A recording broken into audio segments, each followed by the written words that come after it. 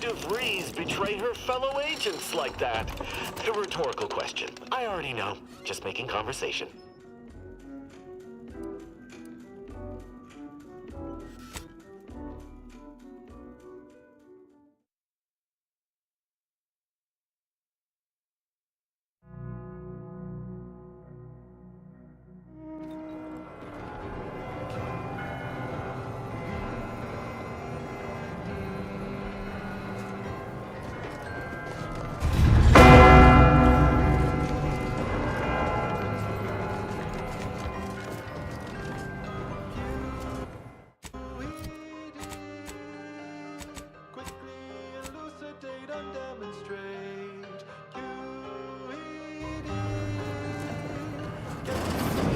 Should have let that seared bastard walk away.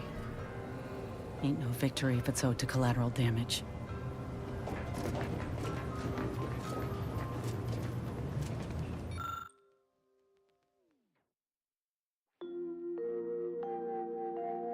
Next, the latest field data validating or repudiating our forecasts and relevant informational details for near present and future calculations.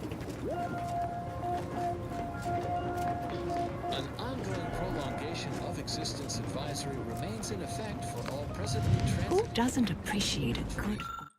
Utmost caution is highly urged. Refugees and travelers report targeted ambushment by desperate pharmaceutical-addled, chemically dehanced societal cast-offs who have succumbed to a life of pilferage and plunder. Auntie's Choice troops have been espied bivouacked in trenches crisscrossing the highlands. And although a ceasefire exists, a healthy degree of circumspection remains advised. Newly introduced invasive species deposited here by Auntie's Choice have been determined to be territorial, toothsome, and aggressive. Travelers are instructed to closely monitor their surroundings at all times whilst peregrinating outside inhabited areas. Those choosing to heed said forewarnings are predicted to have a 14.7% higher chance of survival. That is all for now. Until next time, keep hail and mind your calculations. Like parallel lines, I hope someday we'll meet. And now, additional data and/or music determined to facilitate cognition. Next up, well, the seers among you already know.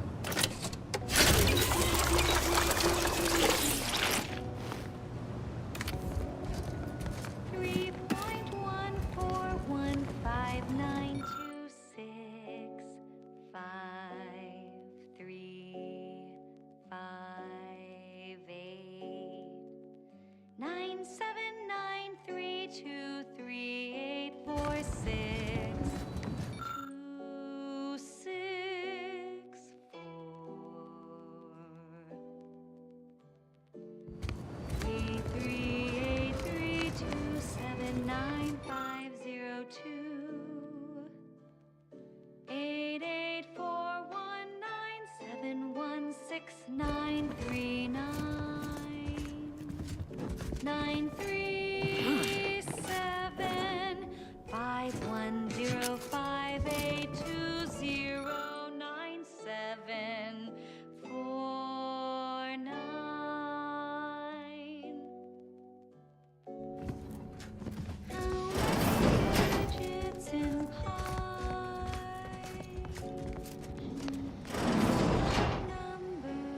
You, already. You were supposed to take at least twice as long to deal with the hostages. Is there anything more grating than a guest who arrives earlier than expected? How many numbers am I?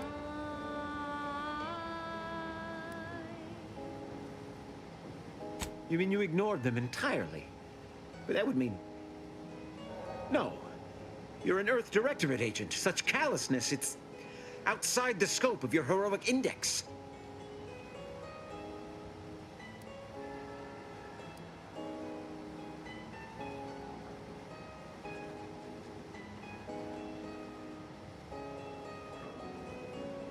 Architect, preserve me. This wasn't supposed to happen. The hostages were intended to delay you, not actually die. And this, after you already slaughtered Clemens and Svoboda. Void it all. Do you even know what you've done? Victor's explosives would have minimized casualties on both sides! No. No matter. Augustine already has the coordinates for the peace talks. I will simply have to deal with you before transmitting the rest of the station's security protocols. That's preposterous. In a transparent attempt at sowing discord between us, I haven't the time nor desire to enumerate the failings in your logic. Suffice to say, you misunderstand the basic fundamentals of my objectives. The Order has been dislocated from its ideals, becoming the opposite of all they espouse. DeVries and I are merely providing a necessary realignment. All I hear is empty bluster from an amateur schemer whose only success so far is failing loudly at a sloppy plan. This slapdash takeover of yours is graceless and rushed and reeks of ineptitude and desperation. In my day, we did these things with considerable more efficiency and panache. And who are you, exactly? Marisol Delgado, former head intercessor, Department of Preemptive Causal Redirection. The end point. No. The improbability of you interrupting my plans at this singular moment beggars belief. Our aims are so similar, I'd almost consider joining you. Had you not proven yourself such bumbling fools, dragging me into your mess. Consider how much uncertainty has been introduced into your equations. Can you have any confidence in your predictions at this point? What in the Architect's computational summary are you on about?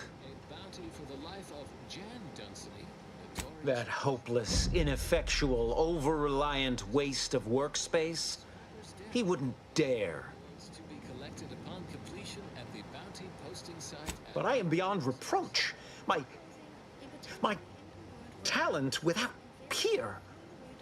What has Joseph ever done for the Order except occupy my valuable time with useless queries? No, this is some kind of deception. It has to be. I could not have missed such obvious machinations. My math is correct. My math is always correct.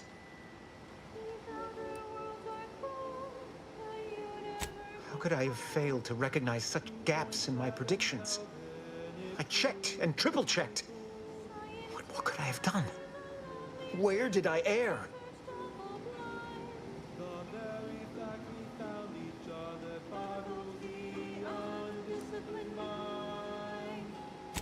Enough! Please. Your point has been sufficiently made, and I truly lack the capacity to debate you further. I've already sent Augustine the location of the talks, but all our communications are on this terminal. It is yours to peruse, though I cannot say whether the information will be useful. Obviously, my analytical acumen is not what I'd assumed. All I know is that I was never meant to stop you. Now I must send word to my allies here at the monastery to stand down and notify them of my resignation from the Order. Effective immediately. Leave me be. I have no more predictions to offer. Now or ever. What a fool I was. To believe I mattered in the plan's grand scheme.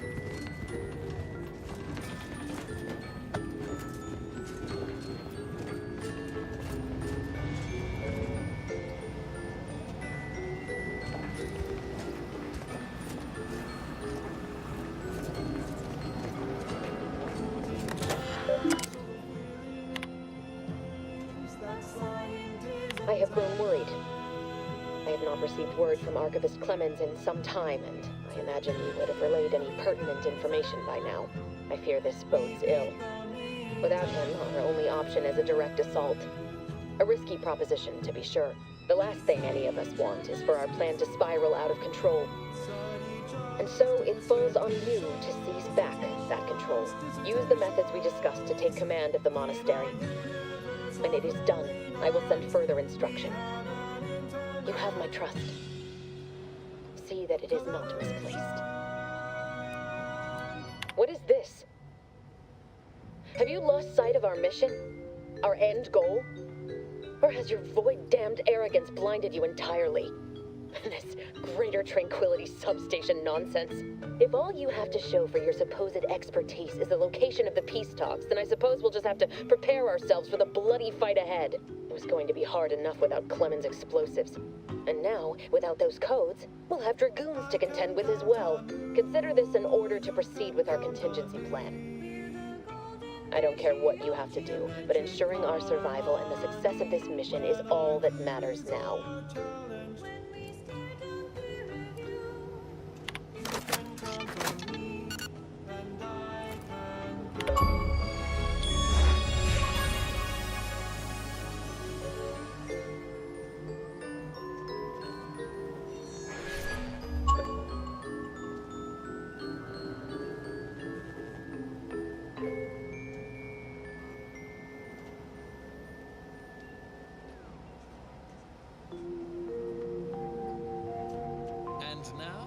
Structurally compelling yet categorically voracious statements regarding products researched and designed to increase energy, efficiency, creativity, and focus. Leftover spratwurst, wilted lettuce, spoiled mayonnaise? Don't eat yesterday's sandwich. Instead, enjoy Cultured Banquet, a 100% fabricated meal, the consummation of consumption. From the Order of the Ascendant. Whimsical computational jest 37A, be like the minus operator. This popular number has been conclusively proven to promote cognitive function.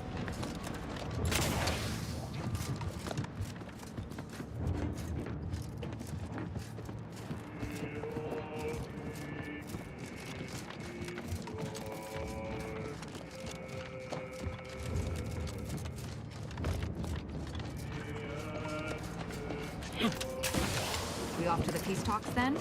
We'll need your ship unless you intend to walk. To space.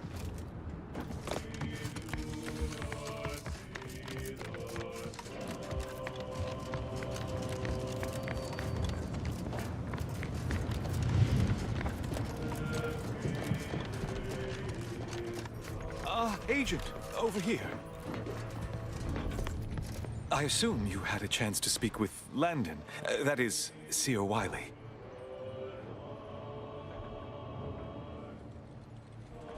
I'm greatly relieved to hear it. Did he mention me at all?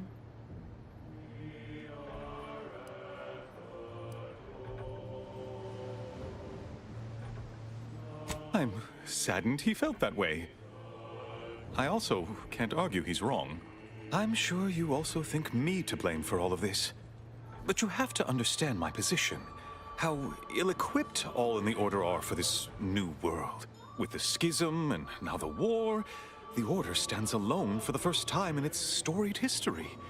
We have no experience with governance. Myself especially.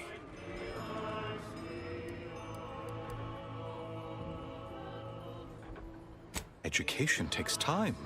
And that is the one thing the Order does not seem to have in abundance these days. Still, I take your meaning. We must do better. I won't keep you any longer. Thank you for your assistance in reclaiming the monastery. Regrettable as the business was. You are welcome to collect the experimental weapon inside the observatory, the Oracle. It was Landon's design. Only seems fitting you take it. This key will unlock the case. May all your future endeavors proceed in accordance to the plan.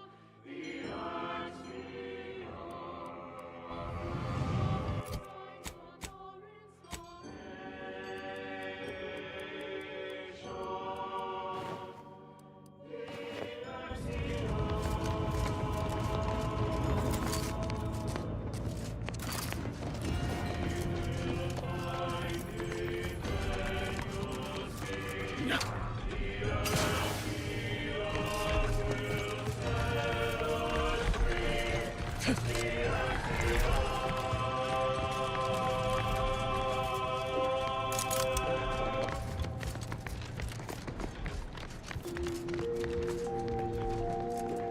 determined, you're listening to Grand Plan Wireless.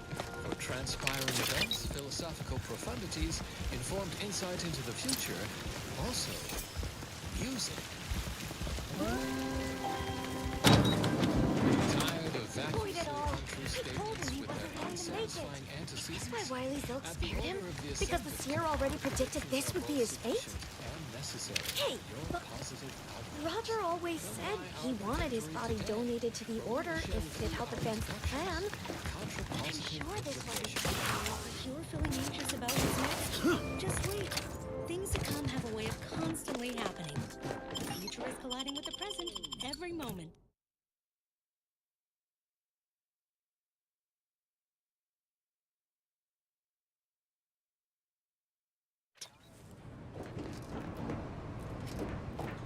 Avid followers of our predictive playlists are already aware of which song follows. Interested in receiving our weekly selection of mathematical clues? Visit your local predictory. The meaning of life is numeric, and we are the keepers of the I'm going to lend a hand at the exclusion zone. Detect the injury. not worried when things become complicated. You went to school and studied, then matriculated. There's no need to suffer from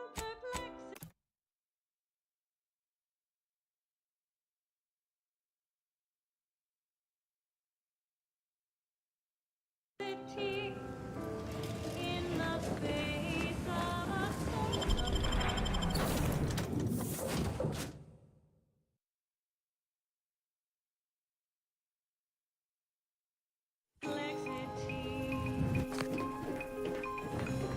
I feel we should talk.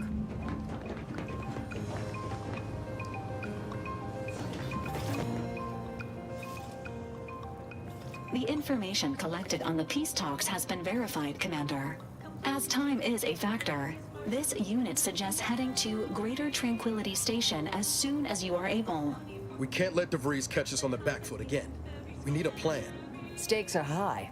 If DeVries sabotages the peace talks, war will continue. Don't need to be a seer to divine that. I don't trust the Order to do so. They've appeared perpetually wrong-footed since Passar took office. Perhaps that's part of some strategic long-term plan, but I wouldn't rely on it. Records indicate Greater Tranquility is a derelict station. Consequently, the ideal route to reach the main chamber for the peace talks will be through its underbelly.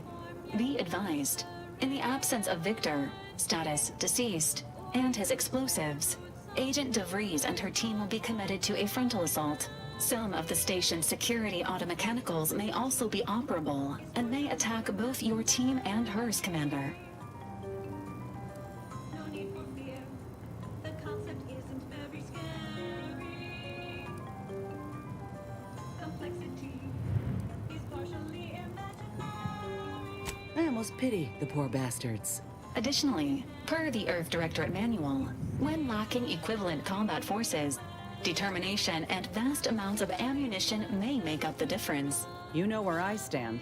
This war's taken too many good folk from us. I'll be damned if I let DeVries add to that number. I'm coming with you. Who better to make DeVries pay for Horizon Point than a pair of our own Phantoms?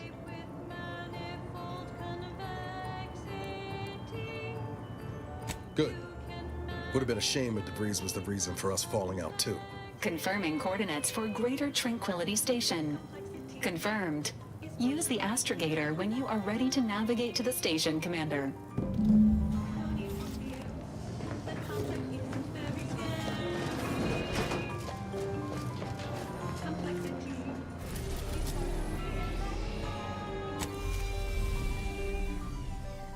You can handle it if you stay very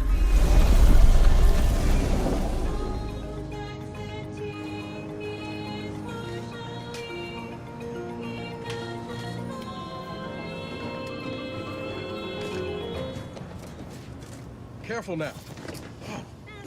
You sure haven't lost any of your boundless energy. Tested by the Department of Predictive Analysis. Victor wasn't exactly the partner in crime I envisioned DeVries to have.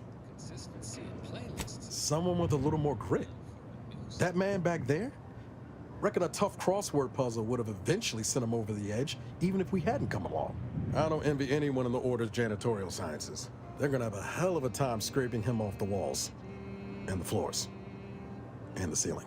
You ever wonder what might have happened if DeVries had let us in on her initial plan? Surely we wouldn't have been taken in by her rhetoric like Victor.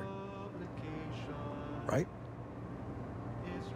No, yeah, of course. Stupid question. It's just, I look at someone like Victor and see the trap I might have fallen into. True, but DeVries is still DeVries. She's good at deconstructing folks, uncovering their points of failure. She'd have known I had my heart set on being a hero. After Triangulum, all I wanted was to do for other colonies what Augustine had done for mine. Still do, if I'm honest.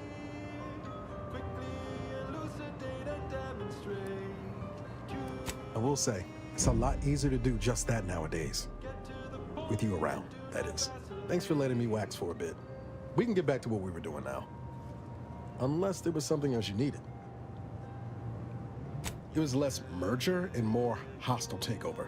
I don't have all the details, but it sounds like Spacer's Choice tried to outmaneuver Auntie Cleo through quasi-legal means and got a hell of a lot more than they bargained for.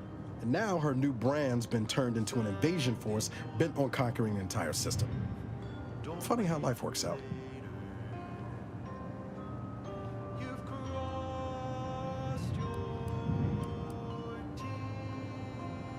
It was less merger and more hostile takeover. I don't have all the details, but it sounds like Spacer's Choice tried to outmaneuver Auntie Cleo through quasi-legal means and got a hell of a lot more than they bargained for. And now her new brand's been turned into an invasion force bent on conquering the entire system.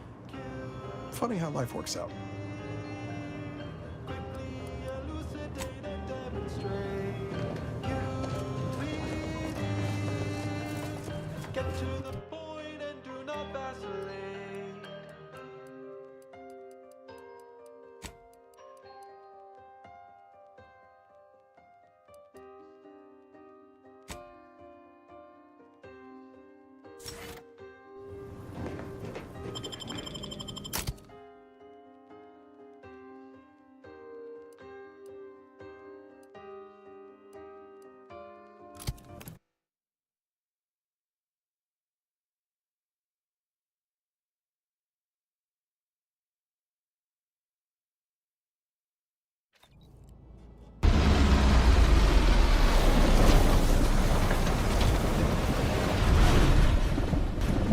Look at that rift. It's making my skin buzz even in here.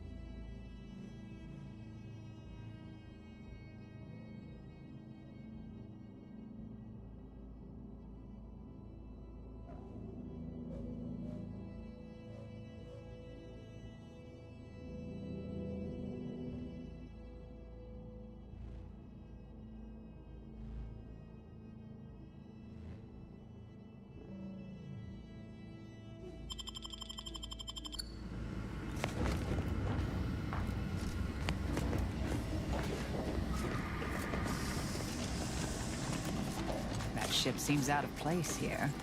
Worth a once-over. Every moment we linger in this shell of a place, we're giving DeVries that much more time to enact her plans. I'd rather we move on. Good evening. On behalf of everyone in Auntie's family, I want to thank our hosts for securing this wonderfully austere venue to begin our negotiations for peace. That said, it is deeply regrettable that matters on Golden Ridge have not been resolved. But I will now graciously allow the Vicar Laureate and his fellow shareholders the floor. Madam Vice President, I and my fellow councilors... This sort of satellite is new.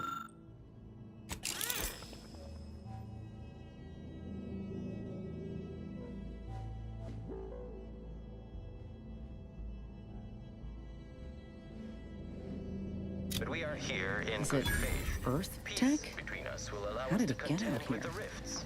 The true threat.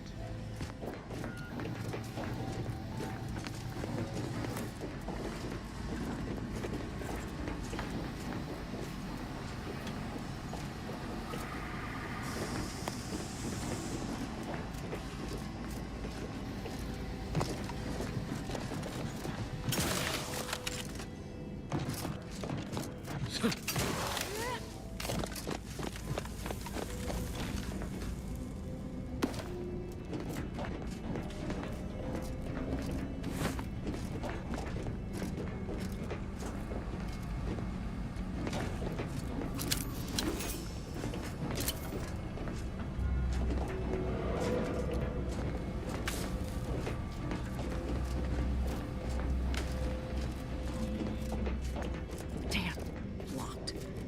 Why can't our work ever be easy?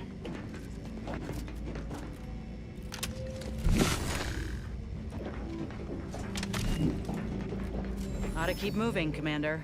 Oughta keep moving, Commander.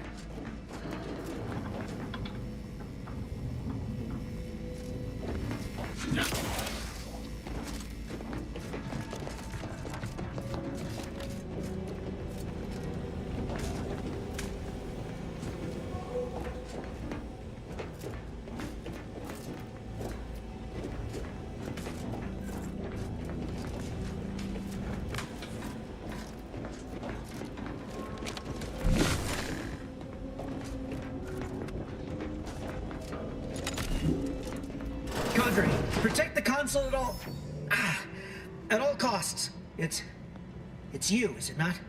The one Agent DeVries warned me to expect? Well, see here. If you intend to stop me, you're far too late.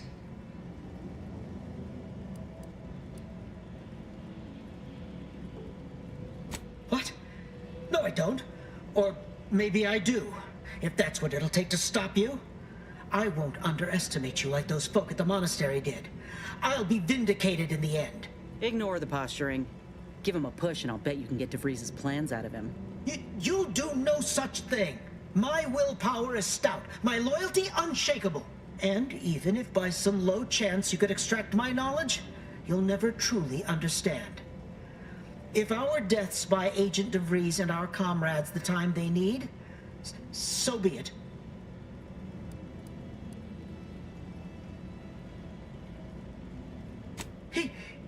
That matters not.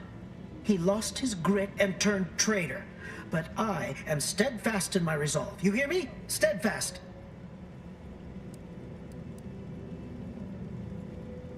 No, please don't. I mean to say, if I cannot stand strong in body, I will do so in heart.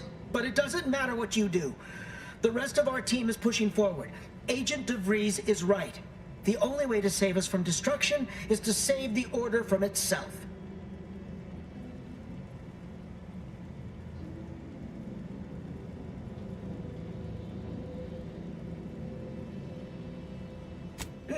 No, please. I don't wish to be ground to bits by decrepit machinery. Cadre, lower your weapons. Quickly now. We surrender. Agent DeVries' plans are on the console behind me. You can look, it's all there. Another team is in the chamber ahead, fighting off the station's automechanical defenses. They are to secure the station while Agent DeVries makes for the forum chamber to eliminate the delegates. So you may have quite the fight on your hands. You'll also need this. Her guards have commandeered some frightful reinforcements, and you'd do well to find the control hub to disable them before you're spotted. Now, with your leave, we'll make our retreat.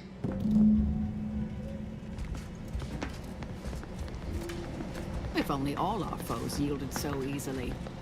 Let's review the data, shall we?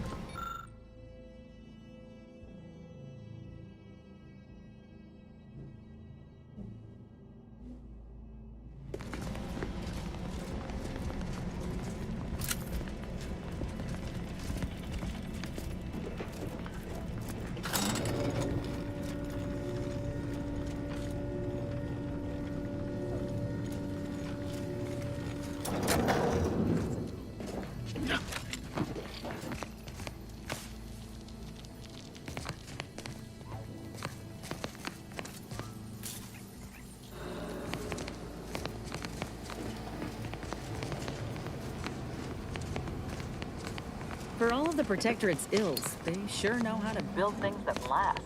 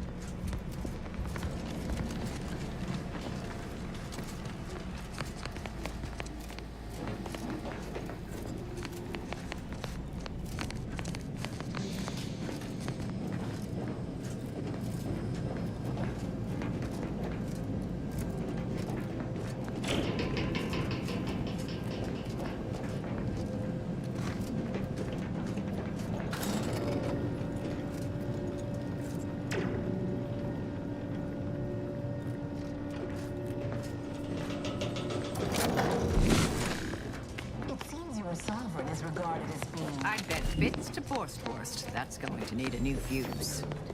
If the Protectorate's own leader is beyond his depth, he and his ilk won't anticipate an alliance. He's not my sovereign.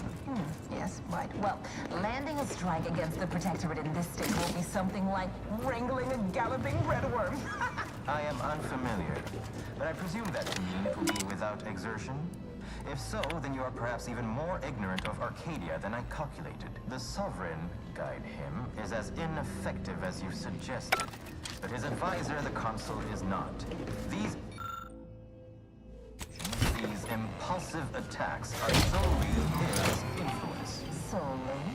Your previous Sovereign was rather draconian himself, if your own history books are to be believed. Do not act like the current rot emerged from nowhere. I could perhaps say the same for you and your reputation for putting profits. But instead, I suggest we pivot our discussion back to the matter at hand.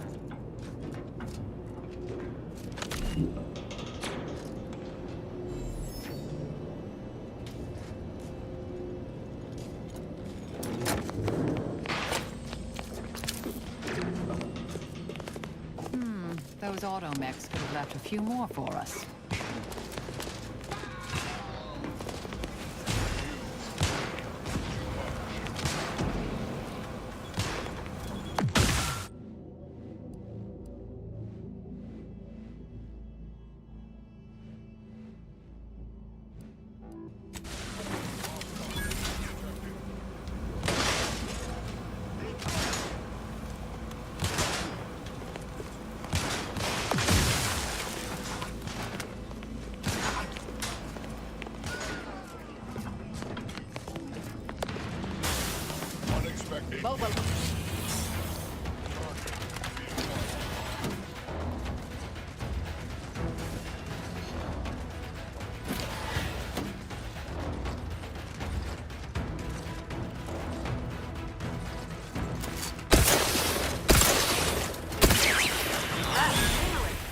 Charged up.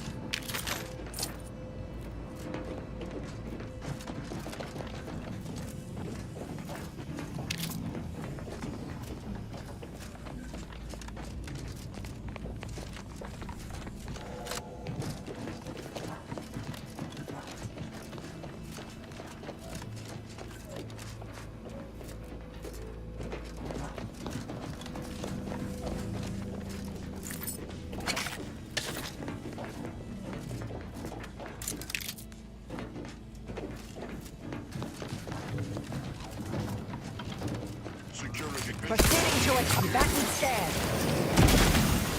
Stun weapon ready, Commander. Fortification in progress. Electrical damage. Failing.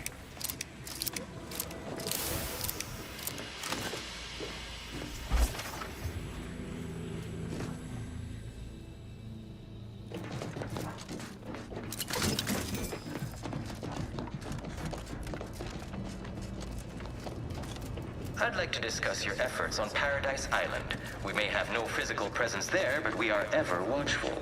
Our observations suggest that matters have been delicate, but I was heartened to hear that your leaders convinced Westport residents to seek shelter in Fairfield. Things rarely end this way for the Protectorate's abandoned subjects. Ah, yes. The Protectorate had their folk living in fear between all those hangings and maniacal proclamations. That was all the opening we needed to acquire some hearts and minds. Well, we welcome the news of your advances. However, it is worrisome that it took the assistance of a freelancer for you to finally secure your hold. Worrisome indeed.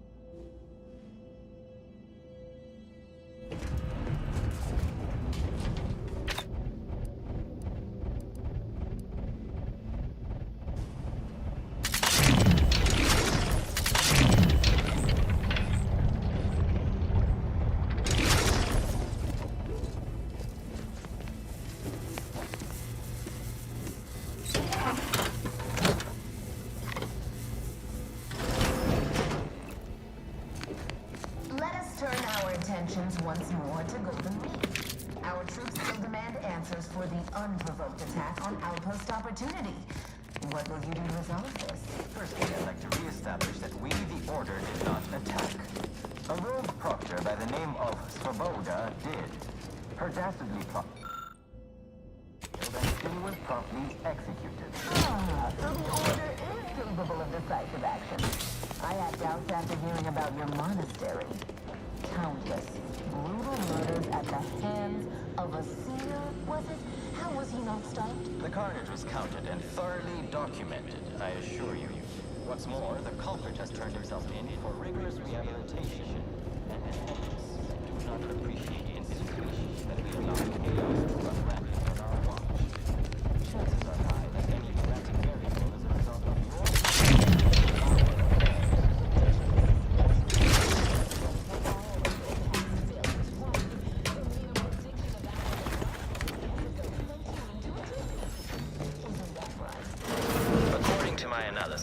neither of our parties has enough goodwill with the other to proceed directly to an alliance. A swift end to the war is highly improbable. You had to run a quick predictive model to come to that conclusion? Did your numbers give any insight into making this war worth my while? To exchange wares. Searching my records. Yes. The explanation given by Mechanist DeSoto was as follows. I need someone to have eyes on my explosive friends. But I do not have eyes. Praise be to the Sovereign, for he knows precisely what to provide his subjects.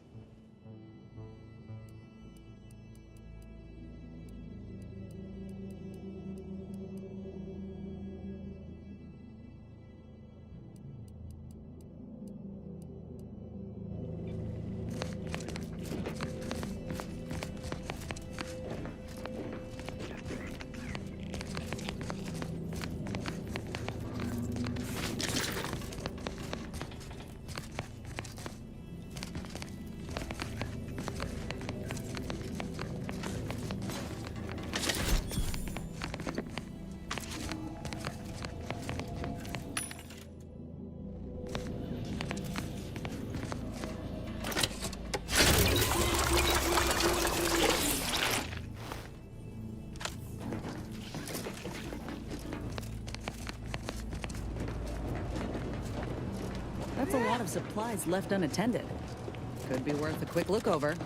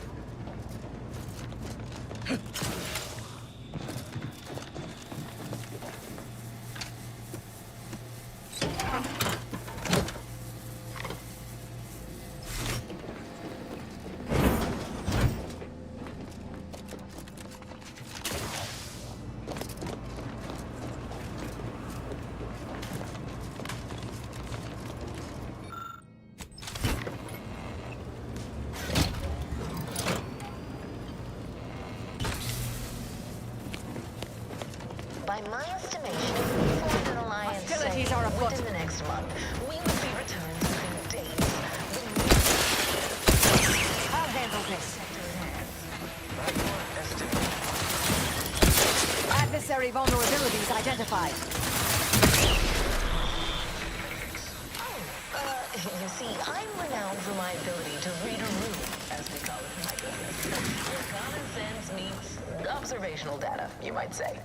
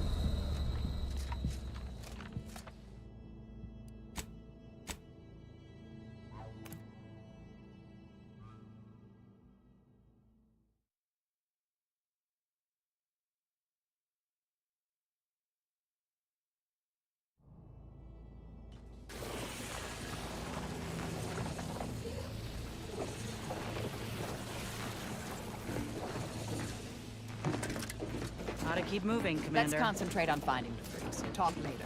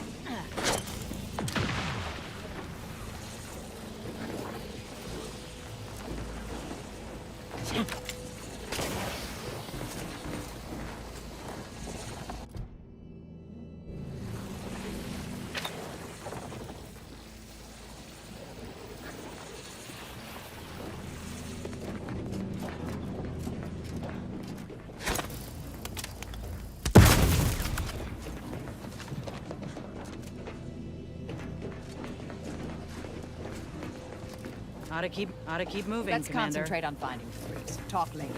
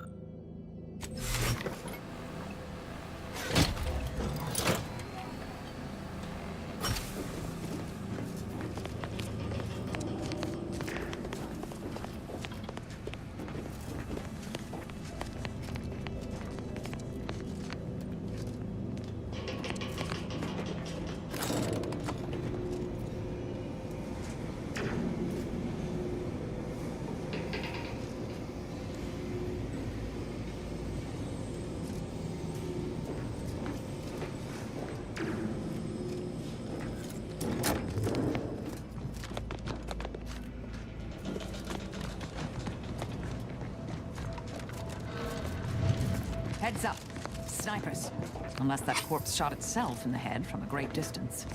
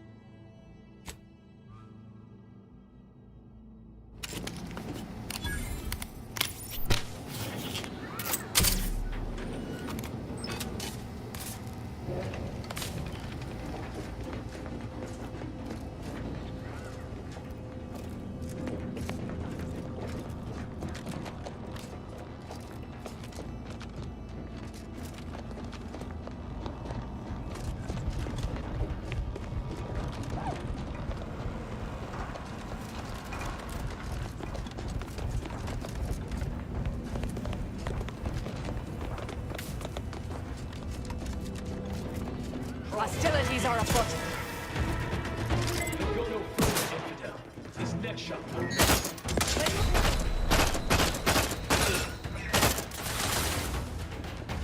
Yeah. Combatant scan. I can hear you,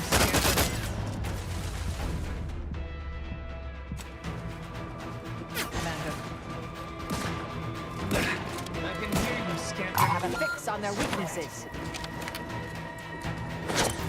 What are you doing down there? Have you given up? Vitals looking a mite marginal, Commander. Grass tingling. All charged I can up. hear you scampering around.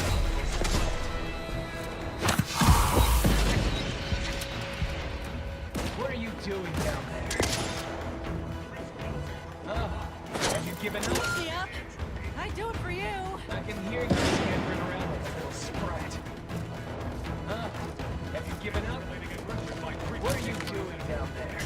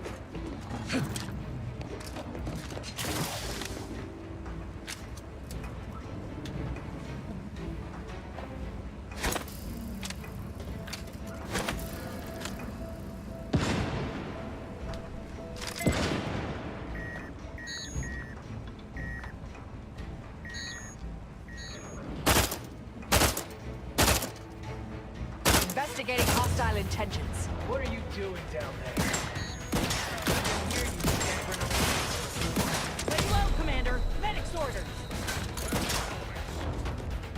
Oh, have you given up? Adversary vulnerabilities identified. Have you given up? I can hear you scampering around like a little sprite. Contact established. What are you doing down there? Target analyzed. Lay down fire. Engaging extraneous factor. What are you doing down there? Standing by to stupefy. Rats back in business. Check your scope for combatant analysis.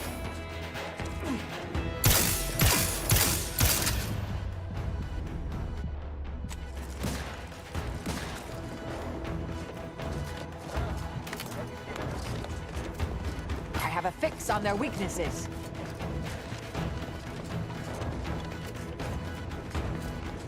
What are you doing down there?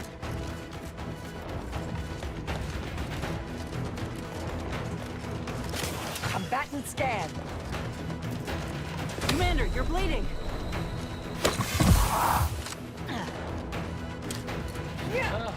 Have you given up? I would not refuse medical support. So predictable.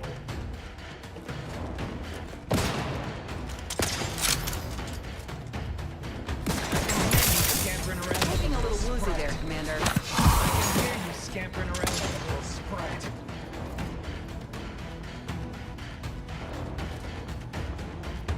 Refraining from a gratuitous mental block. Yeah. What are you doing down there? Look me up. I do it for you.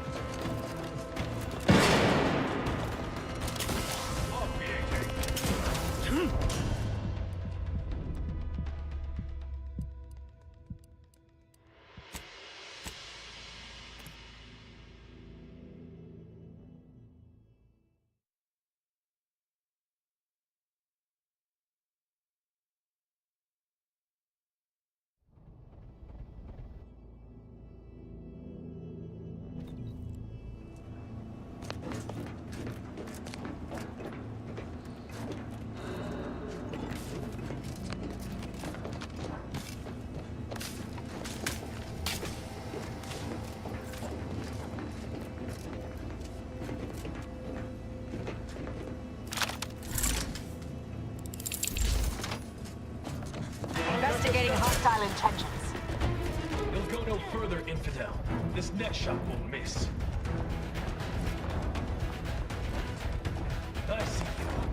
0.00115% increase. I have a fix on their weaknesses. Straight true.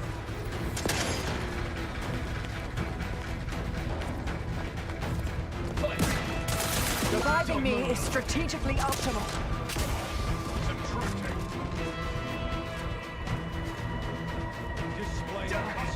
Climate capable of said activity. Not feasible in my current...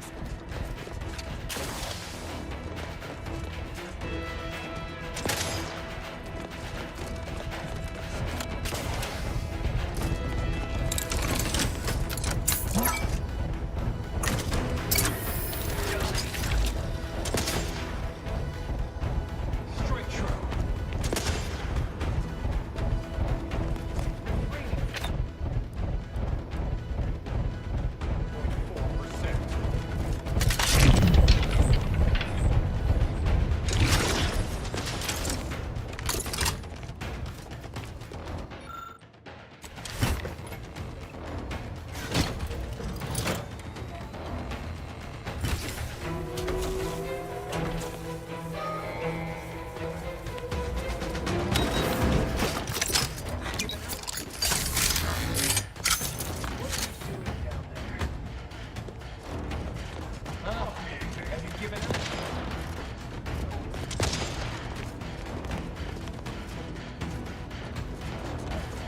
I can hear you scampering around like a little sprite. What are you doing down there?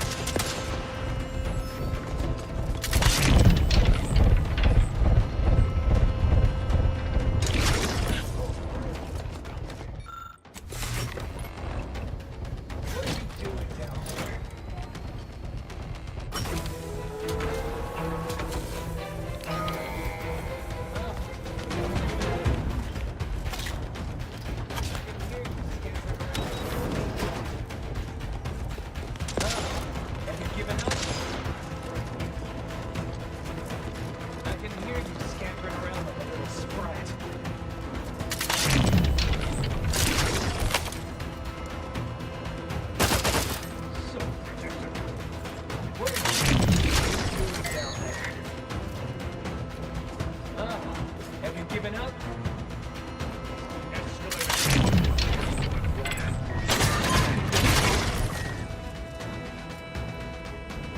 What are you doing down there?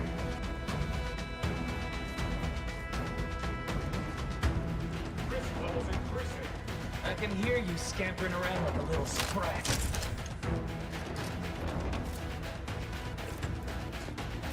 Oh, have you given up?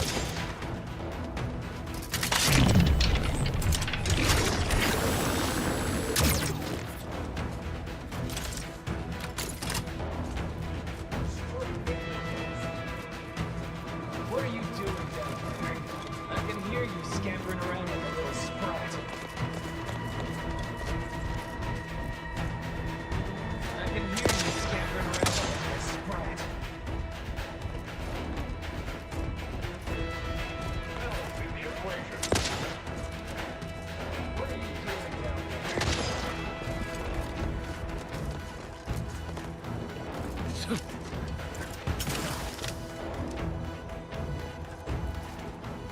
Oh, have you given up? Oh, have you given up?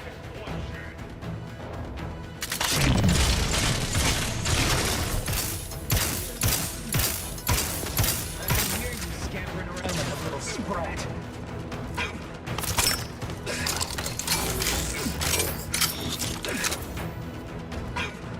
What are you doing down there? I can hear you scampering around like a little sprat.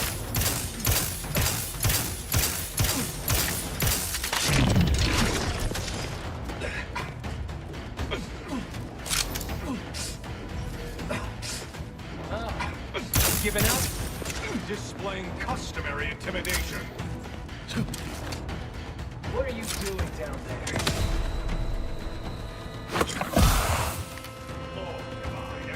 What are you doing down there?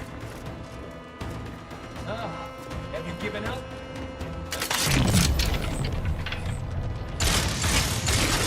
Scampering around.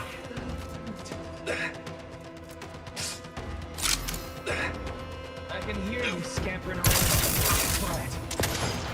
What are you doing down there?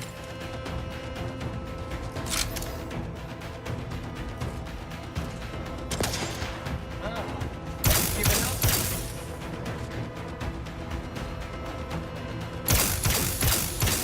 I can hear you scampering around. Predicting. What are you doing down there? Have you given up?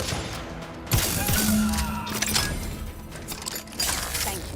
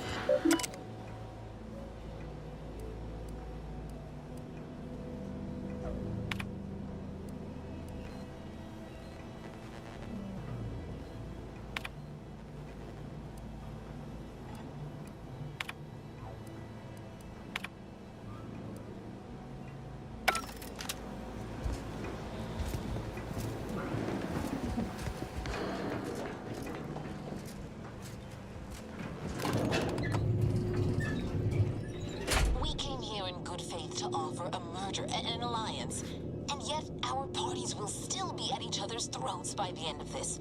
Is this really what you want? It'd be foolish to even consider an alliance when you so clearly wish to bend Arcadia to Auntie's will. Should the fighting intensify, and it shall, it will be due to your pride. Presiding Bishop Ruth Bassar already possesses the foresight necessary to lead a colony and better its people. Until you acknowledge this, I fear we will never reach an accord. Foresight is nothing without propaganda, and our Minister of Marketing has already won Protectorate hearts and minds. If unification is what you want, ingenuity is what you need. So you think that your people should rule? I certainly won't doubt downplay the powers of first. Like sitting terror rays. Can't let DeVries make her move. We actively collect data to understand how to serve our people, after all. Look no further than the abbot, who welcomed refugees to Matriarch's mercy. Yet he struggled to feed and house them properly. The poor man was clearly overwhelmed if he couldn't see his right hand was actively undermining him, even with his data. Meanwhile, Auntie's Choice has done little to alleviate the refugee crisis it helped create. Indeed, my projections may be accurate. You are more interested in what you can see. Dear Vicar, you are not yourself. Perhaps Auntie and your bishop should continue these talks. We'd be happy hosts. We do enjoy dazzling guests with a tour of our stolen artifacts. There is only a 14% chance that you are jesting. You have a nasty habit of arriving at the wrong time, Commander. History repeats itself, doesn't it? You show up attempting to disrupt my plans, only for me to submit you to an untimely end, though I'd no wish to. I only did what was necessary back on Horizon Point, and I am fully prepared to do so again. These delegates you came to save, I'm killing them both, and any hope for peace will die along with them. This is the only way if we hope to close the rifts before it's too late.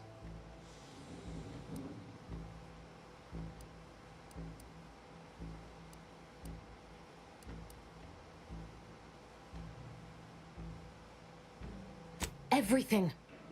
The Order is on the verge of learning how to control the rifts. They just need the right data, and a prototype modulator that's hidden away in a Protectorate lab on Praetor. But like the Protectorate before them, Auntie's Choice must never have access to that technology.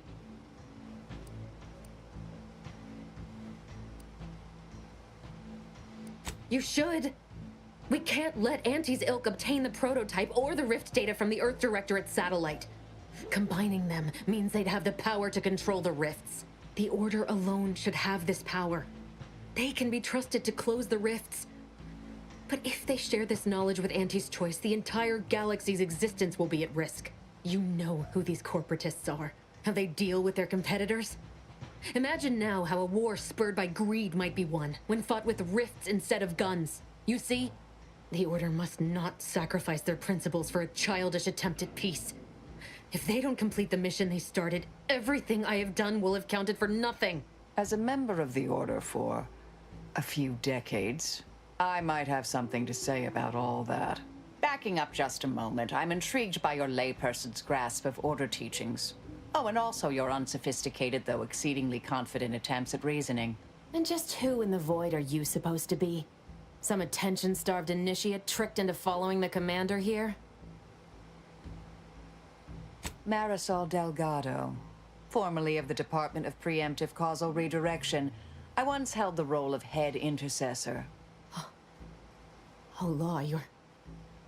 the endpoint? Just stay back. You won't stop me from doing what I must. You believe you understand the Order, do you? Being enlisted as an outside agent is nothing compared to a lifetime devoted to contemplation and calculation. I'd suggest you have a superficial understanding at best, and thus ought to seriously reconsider your present course of action. Ain't seen a dressing down like that since Milver Street's row with his haberdasher. Your so-called experts were the ones who set me on this path to begin with. It doesn't matter. Nothing you can say to me will change the issue at hand. If I'm to give the Order the means to close the rifts, the peace talks must end. 2 dead delegates? That's a fair price to pay. We've paid worse. Just moments ago, you meant to kill me where I stood. What other options could there possibly be to save the Order from itself?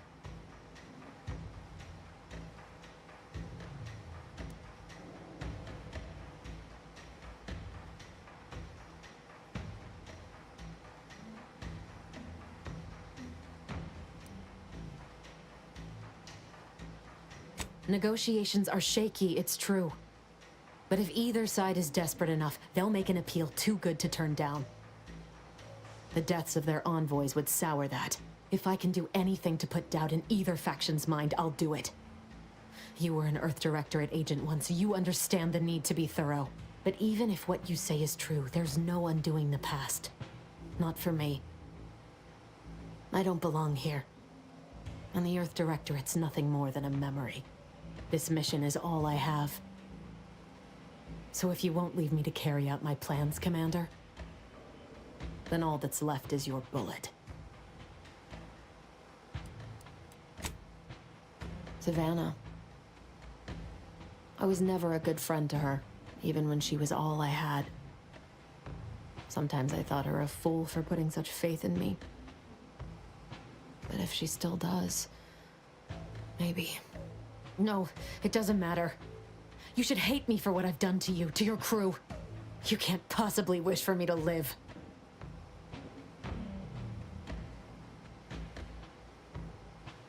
Do you actually? I want nothing more than that, but I just didn't understand there was another path I could take. Not until this moment. I see now that my judgment has been compromised.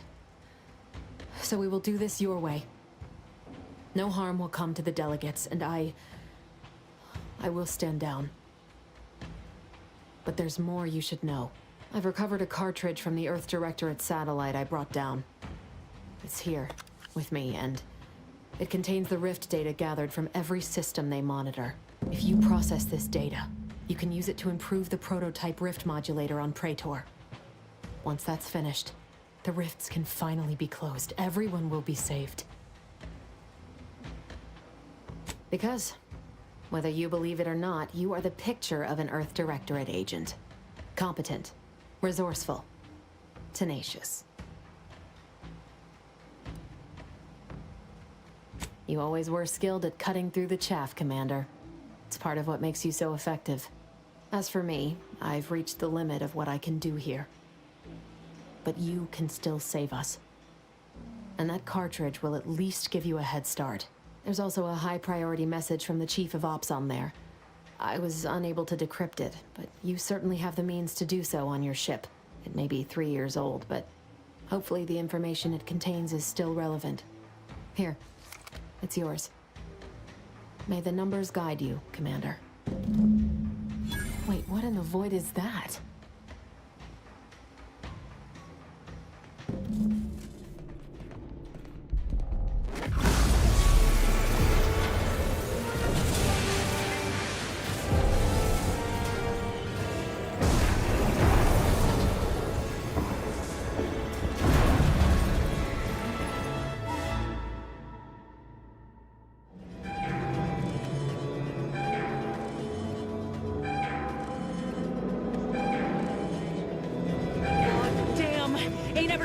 Like this!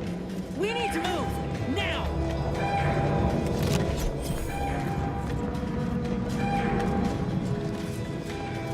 Follow me, quick!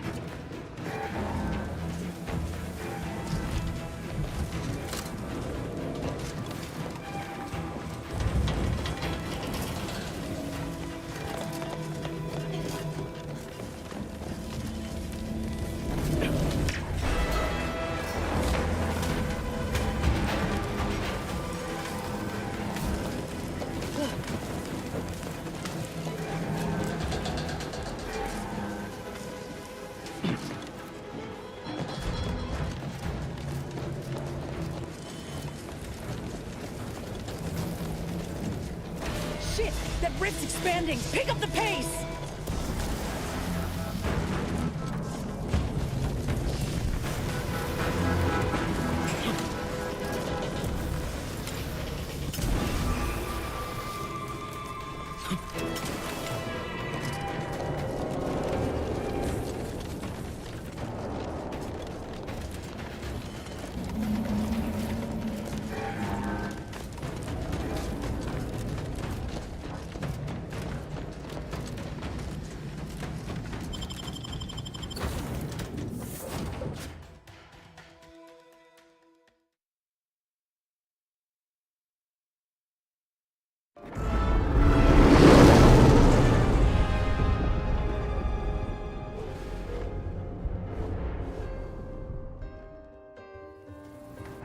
This is an urgent message for all Earth Directorate agents. The spatial rift situation has deteriorated significantly. The rifts threatening a majority of our colonies and our Earth Directorate bases, including this one, have entered their final stages. If you see a rift that looks like this, you are in grave danger. You have at most a matter of months before everything in your local system is destroyed. The seriousness of this situation cannot be overstated. Therefore, Directive Alpha Omega is hereby invoked.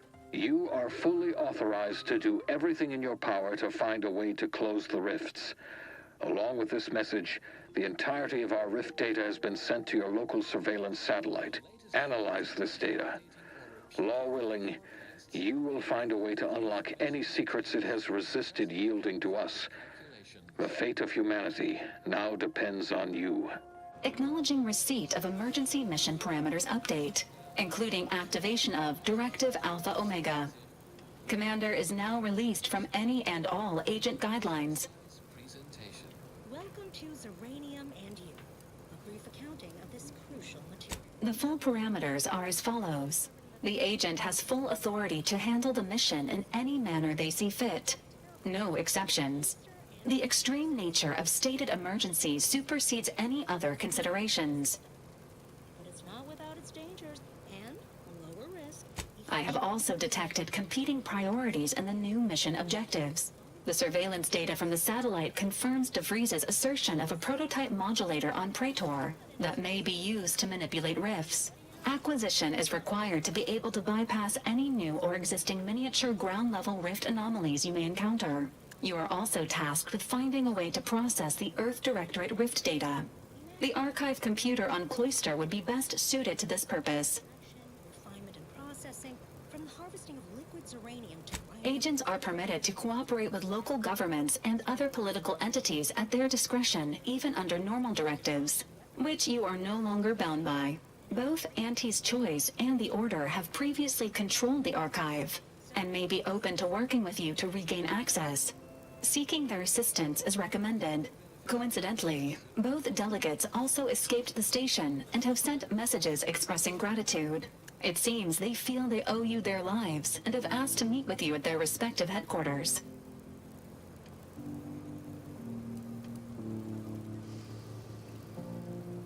Returning to mission objectives. Do you have a preference for which to pursue first, Commander?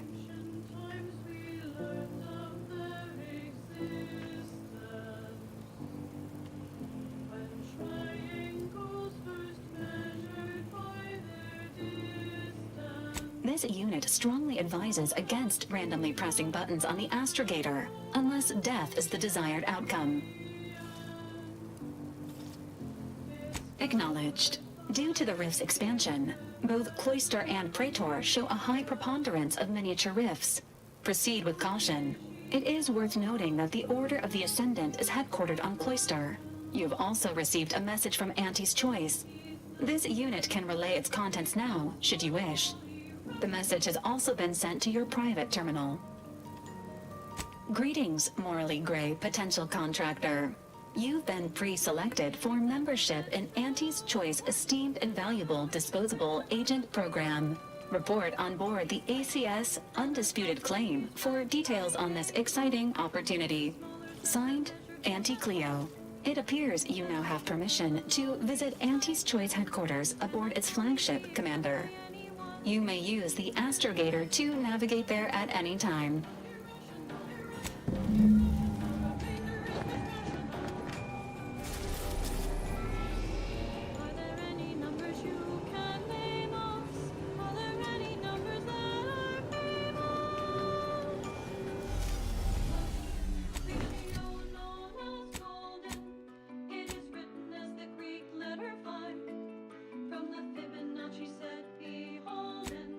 Second only to the number known as pi.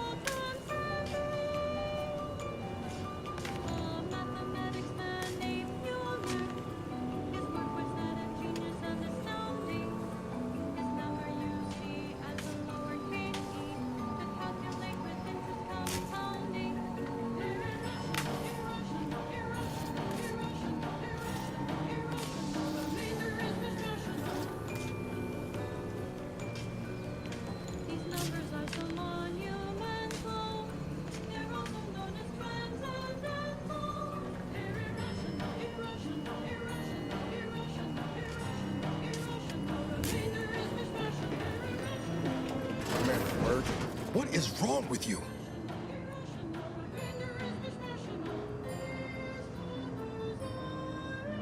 You benched me, even when you knew how important this mission was to me.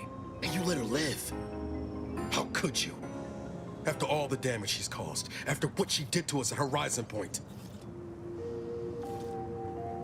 And now, constructually compelling yet categorically voracious... That sort of thinking never would have slowed DeVries on the draw. I know you've your principles and all. Only wish you given my request to come as much consideration as you gave hers to live. The future of nourishment is here. Don't need your coddling. I need you to take me seriously. Believe the words I say when I say them. And while you're at it, put an end to whatever tales you've spun yourself about me. I'm not as brittle as you seem to think. I need some space for now. But I'll be ready for whatever comes next. Once I stop seeing red. Equation. Need some commander. Commander. Need commander. Need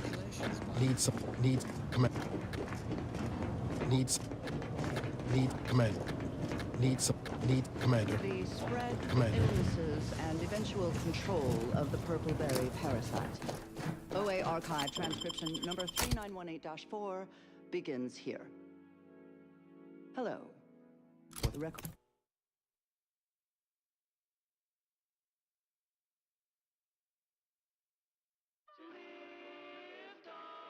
Horde, my name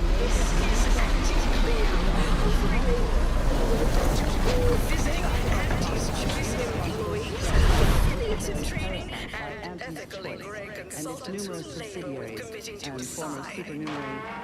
Although that's a different version.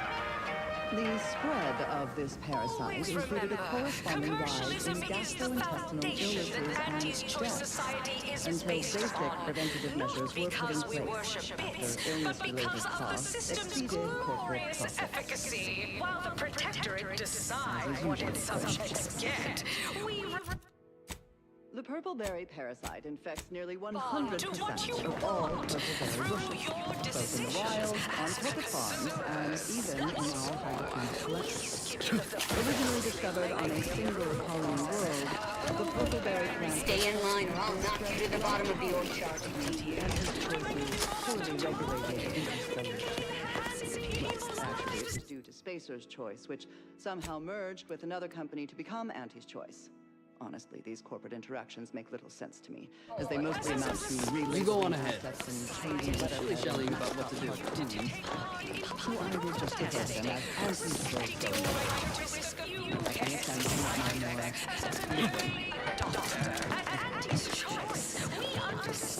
the purple berry plant is the first thought to be shaped.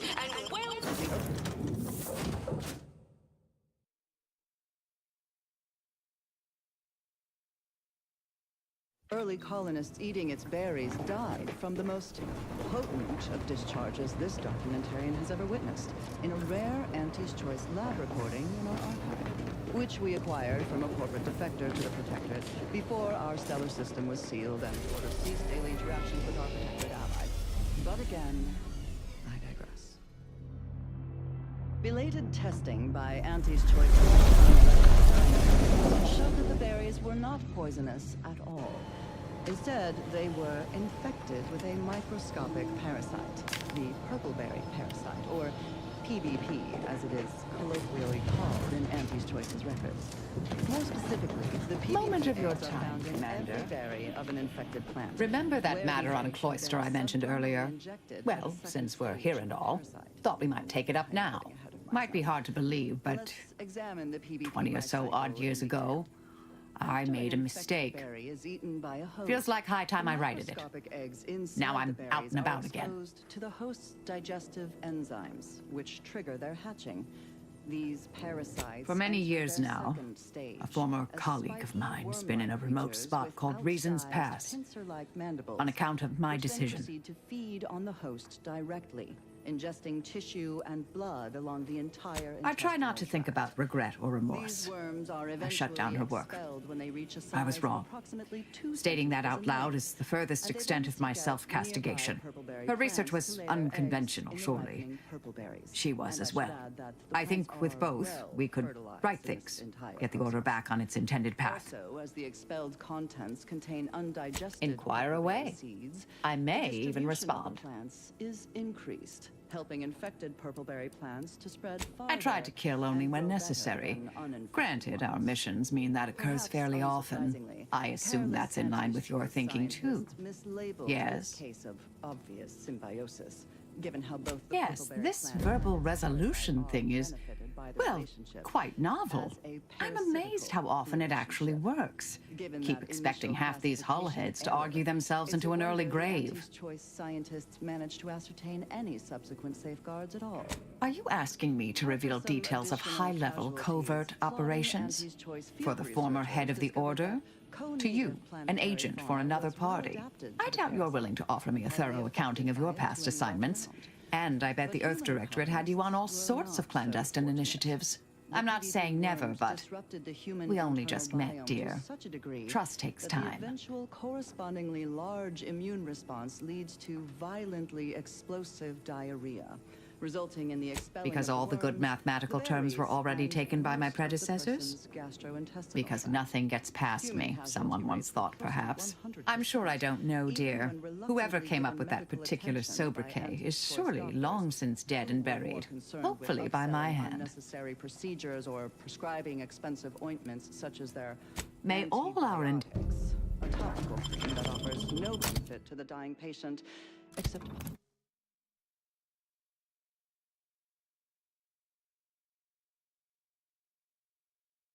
possibly smoothing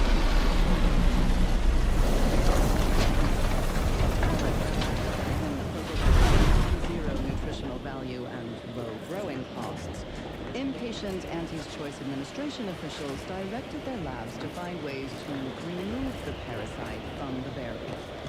A variety of methods were tested and This found grafting is playing well with the cold. they were all tiny Whole damn arm's asleep. wasteful of the edible portion of the berry.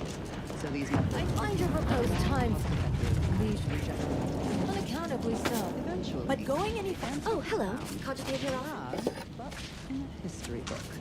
Specifically, a history text on Saltuna, a crossbreed of two different Have an intellectually stimulating day. salmon and tuna, was found that contained a reference to anisotroph nematodes, or salmon worms, with an estimated 70 to 90% of all salmon being infected by these parasites.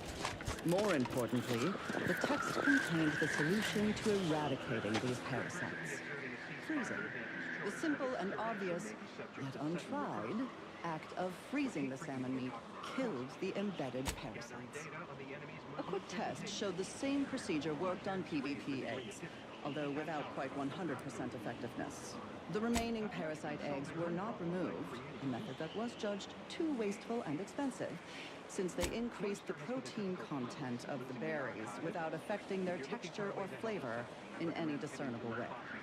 The microscopic egg remains were simply too small to be seen or felt by the unaided eyes and tongues of their consumers. So Auntie's Choice administrators were satisfied with this inert solution. Purple berries are now a common nutritional and flavoring agent throughout the colony worlds. Mindless Auntie's Choice consumers especially purchase a large variety of purpleberry-themed foods and Before we head to the archive, perhaps we should entreat the Order or Auntie's Choice for aid against the Protectorate defenses. Sound to be rather formidable. In any case, Auntie's Choice once again demonstrated their contempt for their customers, for nature, and for any pretense of safety. Another reason this documentarian is grateful for our Order's fabricated nutritional foodstuffs. OAR Don't bother conversating unless you're prepared to cite your You have sources. a very non-scholarly look about you.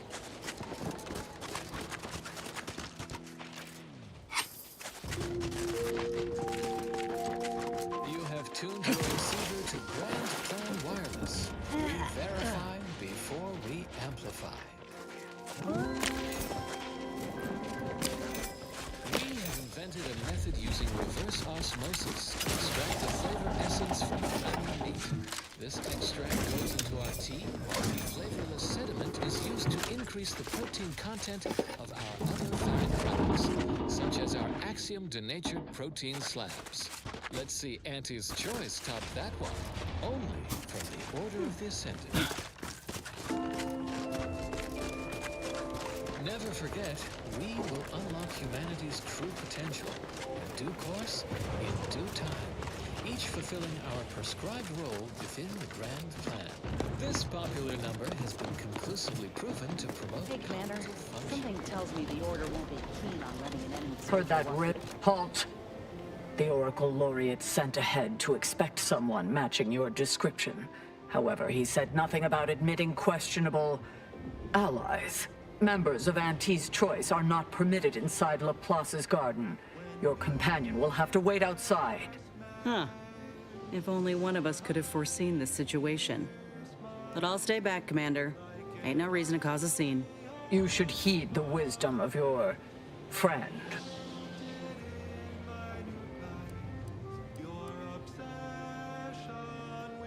Yeah, these hues suit my complexion real good. As likely as I find that theory, we have rules and regulations for a reason. We are at war, you might have noticed.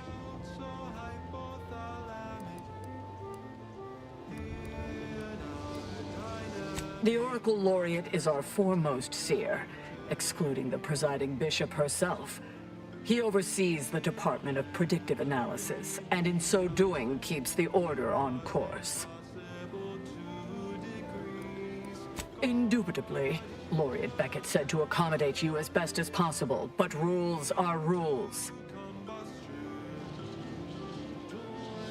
Is this some kind of test? No participants or observants are permitted to discuss Laplace's garden outside its boundaries. You'll discover all you need once inside, after ridding yourself of your problematic auxiliary, of course.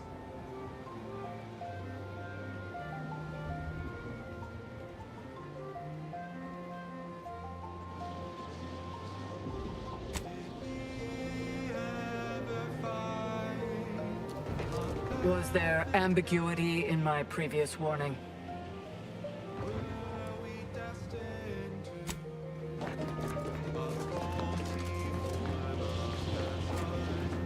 Never thought you'd manage to say, reckon my beak. There's one, wouldn't happen to be the universe trying to tell us something, would it?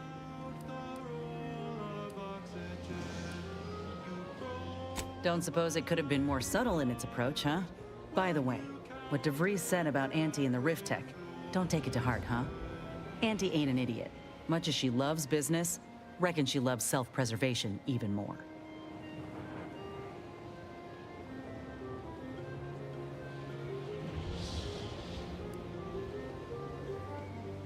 I'd agree with you, but I reckon we don't have the time to seek out certainty. Still, think we ought to pay the undisputed claim a visit, see if we can court Auntie's aid. Your boss was clear. We'll need all the help we can get to close these rifts. Whether we gain that help from Auntie or not, I won't lose sight of that. Our galaxy's survival is of far more consequence than our loyalties. Anyway, appreciate you hearing me out. If you say so. Try not to get into too much trouble without me.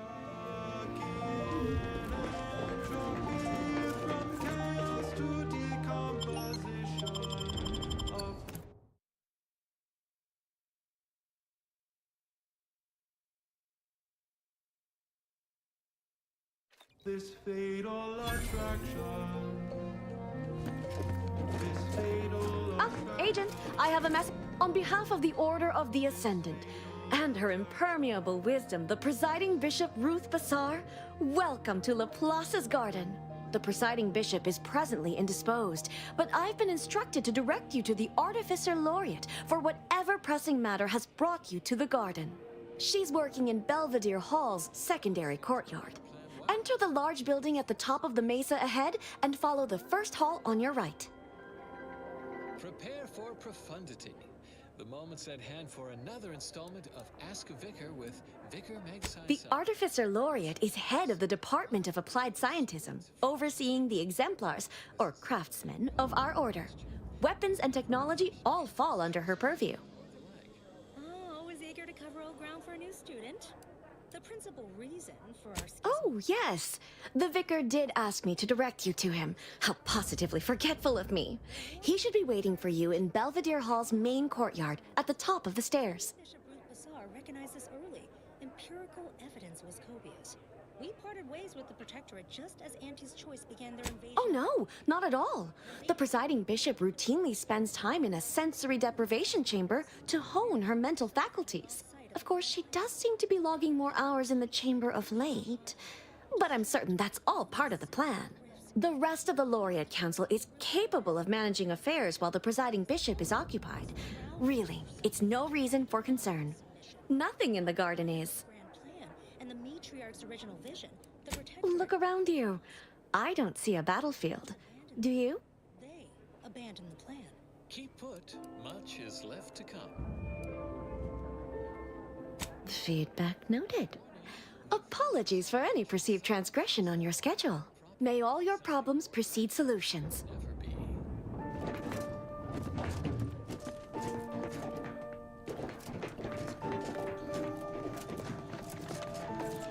Is it just me? Or does something seem...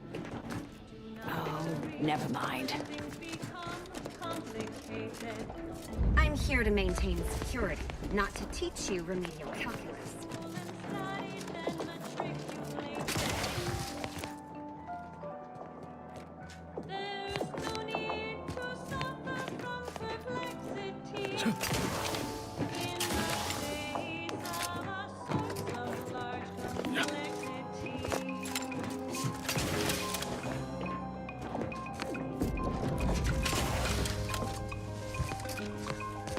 A visitor?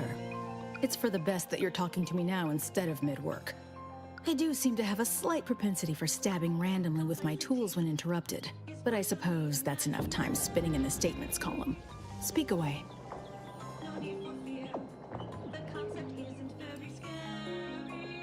What are you... Beckett. Another prediction that he hasn't seen fit to notify me about. A more cynical exemplar might posit his doing this to be intentional.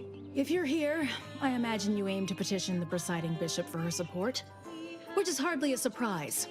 She is the most important individual in Arcadia. Not if I cannot gauge for certain if you can be trusted.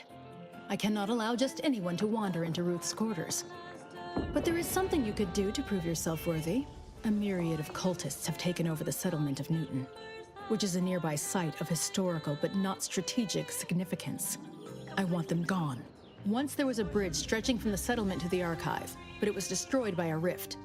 Best keep your distance should you travel there.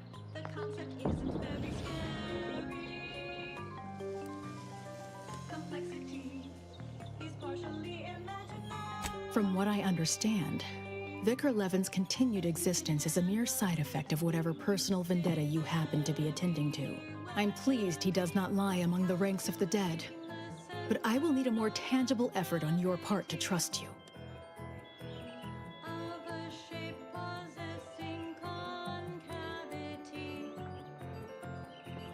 First, the Order's artillery has long since been rendered inoperable by Protectorate attacks. Second, Newton is a heritage site, so I don't want it reduced to cinders. And third, and most importantly, that would tell me nothing of your trustworthiness. Journey to Newton. Eliminate the cultists to a person. Then we may speak of getting you an audience with Ruth.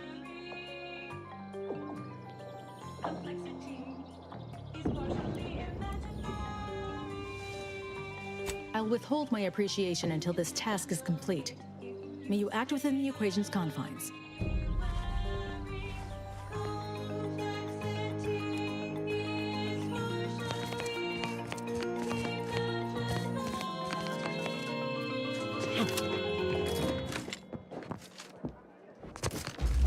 As was long since foreordained, that song was requested by the Department of Predictive Analysis. Hey! Only security personnel are permitted in this... Abstract thinking and constructive rumination. The color of space. Chromospectral analysis.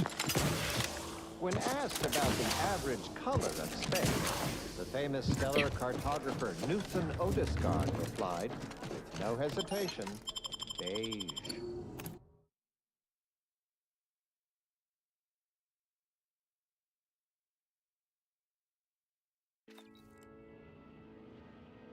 To experienced lumen astronomers, his answer was the expected one. But I can already hear the obtuse listener bleating, with their faces contorted into a... I won't think twice about applying the precise amount of force. Would it be black or white, or simply a shade of gray? No. No, it would not. The answer is rooted in the science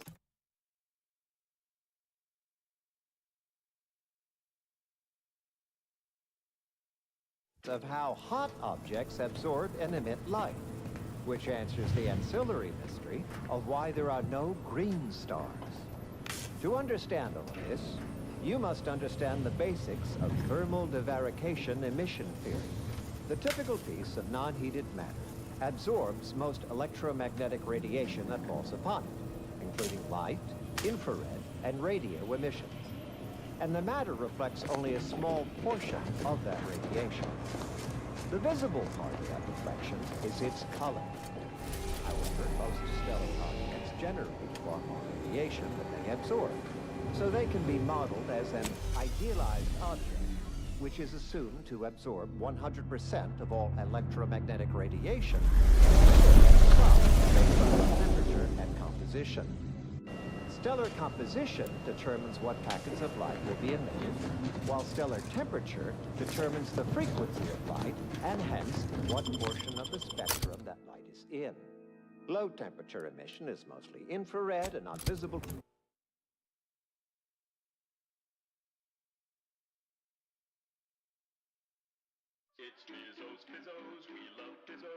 to us without proper instrumentation, which I need not describe here. As the stellar body's temperature increases, its emitted light shifts up into visible light, through red, into orange, then yellow, then white. Even rare blue stars exist. These are the hottest stars, emitting mostly blue and invisible ultraviolet light. Where'd you learn how to weld, anyway? Stars. Some fly-by-night indenture. Think easily draw this trivial conclusion for themselves. But if I must, it's because any star emitting green light also emits bluish and or reddish light too, resulting in a non-green star. There is no naturally occurring stellar composition that is... You take it fancy. Good morning. In fact, such a composition itself would Please have identification, transfer work, and a reasonable bribe at the ready. Ah, you're not a transfer or visiting Auntie's Choice employee. I'll need to check your current standing with corporate affairs. The famous stellar photographer. The methodology of the Odescard's chromospectral survey. Well, you're in luck. Auntie's Choice is hiring outside contractors, and an Earth Directorate agent should fit the bill nicely. Well, still need to check your record, I'm afraid. Alrighty. Commencing review. Estimated wait time, unknown. Really? Reads like a recap of an Aetherwave drama. You're the questionable sort who we do business with, but you're definitely not our best friend. You should probably consider accepting our special offer.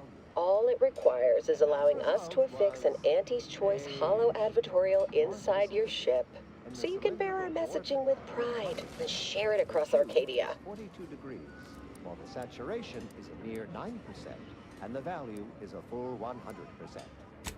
Splendid. Should be ready next time you're back. Enjoy your time on the ACS Undisputed Claim, the pride of Auntie's Choice corporate war fleet. Here's a ticket to the first stop on the Profit Mover Trimicular. From there, make your way through the Esplanade to the head office tower reception desk for details on our exciting contract opportunity. Library, classroom, or dormitory facilities, and exult in the knowledge that beige is also the color of the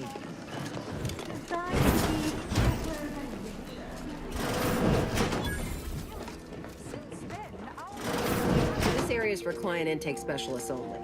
Though I admire your go where I want attitude. We verify before.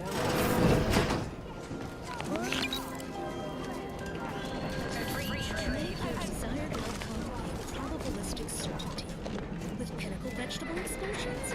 You enjoyed our casts. You have questions? We have answers. Anything you need to know about this fine location for a minimal price. A roguish comical. Like who? Or whom? Or such as?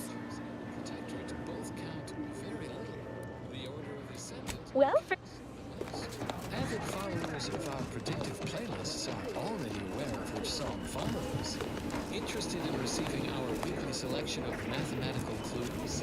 Visit your local predictory.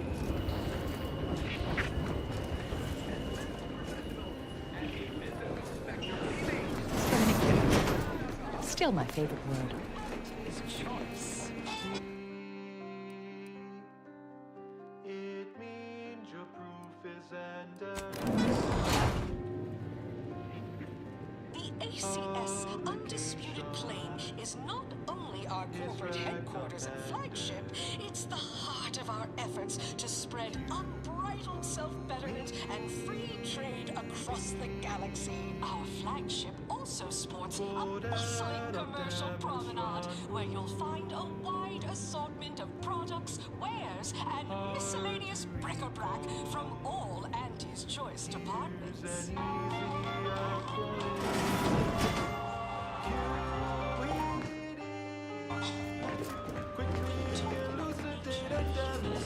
Hey, you, soldier with the, arm. I got a delivery for you. Got a delivery for an Inez Silong? That you? I mean, I'm sure it's you, considering there aren't many of you folk running about. But I've got to ask, company policy. Yeah, it's me all right. Who is asking exactly? Hey, just a courier friend. Nothing funny like. A soldier named Ortiz hired me to find you, if I could, and deliver this message.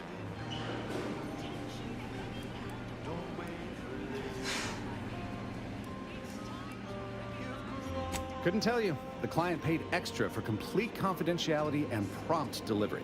As a reminder, we don't offer return to sender service unless you pay double plus expediting charges. Until next time. Ugh. Ain't heard from Ortiz in months. When we get back to the ship, let's give this a watch.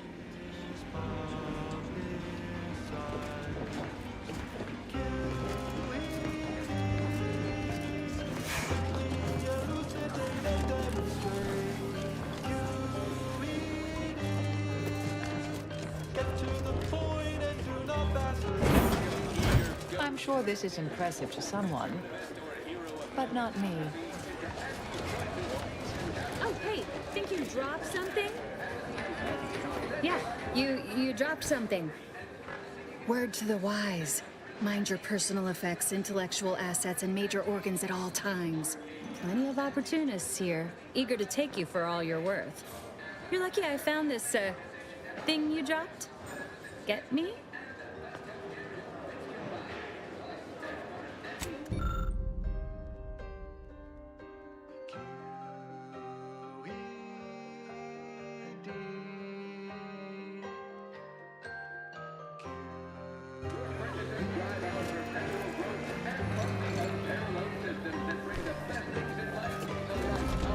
It's the burning sensation on everyone. Welcome to the Bottom Runger, exclusive home of the Raptidon Bite.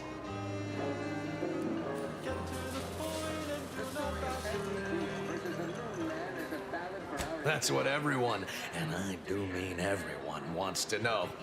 No, friend, I finally caught N-rays in a bottle with this one. Not sharing the secret of our success with anyone. However, you are welcome to sample a few and attempt to discern the ingredients for yourself. Not tending bar right now, but my employee here can see to your needs. Mayor Dick. A significant number of scientists agree.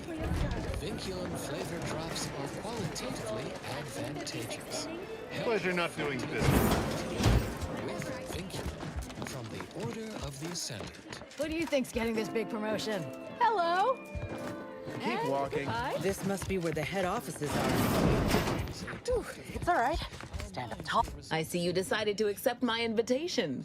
Good. I do hate having to follow up. Ordinarily, reception here would detain you in a whole song and dance, but you're no common contractor. You're my honored guest. And as such, I've informed them there's no need. I wanted to formalize my gratitude for your assistance on Greater Tranquility Station. What a shame our negotiations were so violently digressed. We were making progress, bumpy though it was.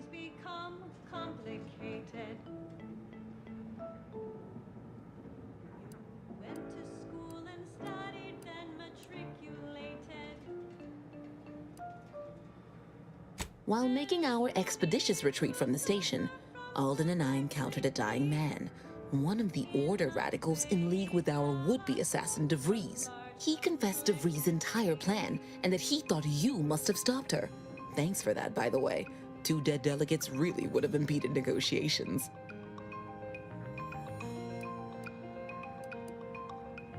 In fact, that is what I summoned you here to discuss. Some messages have indeed been sent hither and thither through back channels. Alden remains convinced an agreement can be reached, and I concur. Mayhaps we're both overly optimistic, but if there's even the remotest chance of bringing the Order and Auntie's Choice together, the profit from doing so far outweighs the risk.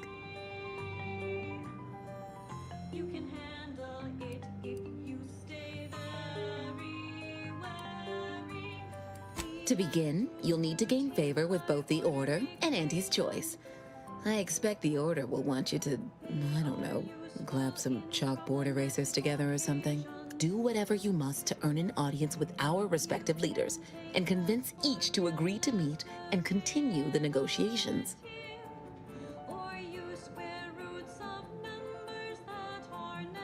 You're confident, a fine quality, at certain occupational tiers. But mind that you're not overconfident. Auntie hates grandstanding. Obviously, you will need help to smooth over any points of contention during the negotiation, which will require some verbal finesse, but worry about that step upon reaching it. Capital! As I mentioned before, you'll first need to earn an audience with the presiding bishop and our very own chief executive before this plan can go ahead. When it comes to the Order, approach their laureates. They seem to run things. On our side, work with the VPs, improve their opinion of you, and gain their trust. Oh, and you might see about improving your oratory skills in the meantime. Persuasive rhetoric will certainly be valuable during the upcoming negotiations. Certainly.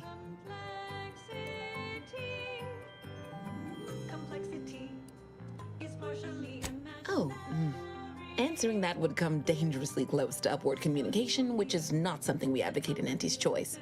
Wouldn't want the junior ranks getting the idea that they can review or, law forbid, critique their seniors. Suffice to say, Auntie Cleo is without peer, quite literally. This corporation would be adrift without her as our steady bellwether.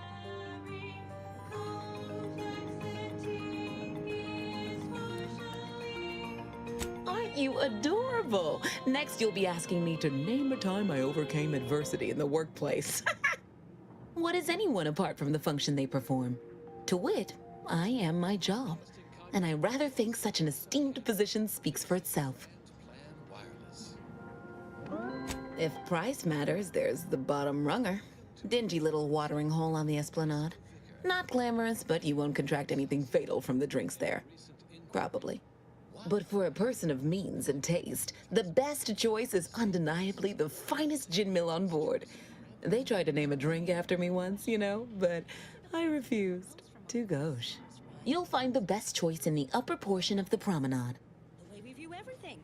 They believe in profit above all else, while we strive for the ascendance of all humanity through the solution of the universal equation. The difference could hardly be greater. So, Attention, morally gray outs.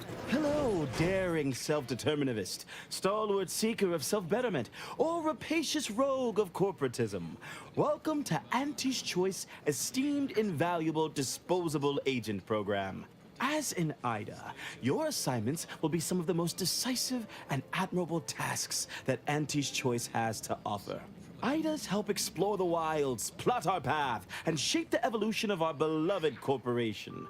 And with enough rugged determinism, you might even live to see the results.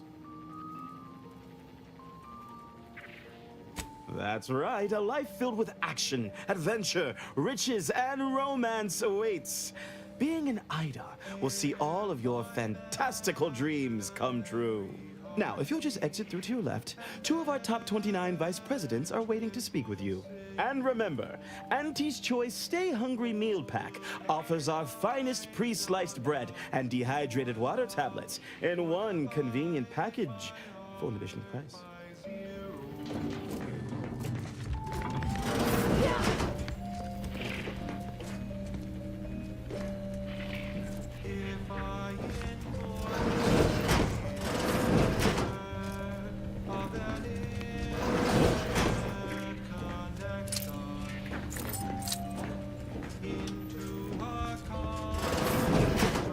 Well, wonderful to meet you. C.F. Pendergrass III, Strategic Reconfiguration. It's not every day we have such a capable operative accept our invitation to the undisputed claim.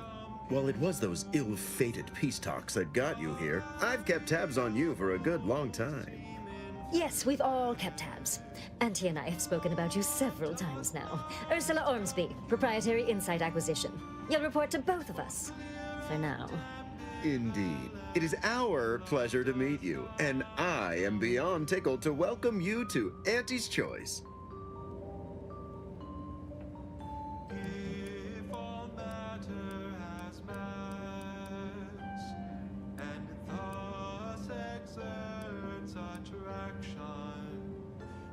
We need someone not shaped by Auntie's meritocracy. It serves its function, but our workers tend to focus on rung climbing. We need an individualist who sees unorthodox solutions. A daring, non-conforming perturbation ameliorator to implement our monopolistic mercantile methodology plan. More succinctly, we are recruiting an expert outside consultant.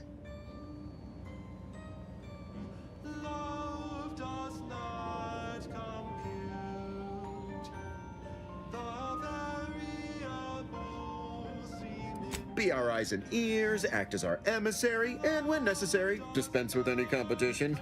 I have a plan, a vision that will change the course of Auntie's Choice. Yes, Charles, your vision. Created alongside myself, a team of researchers, slew of marketing experts, a moon-spanning computronic gizmo, and not least of all, Auntie.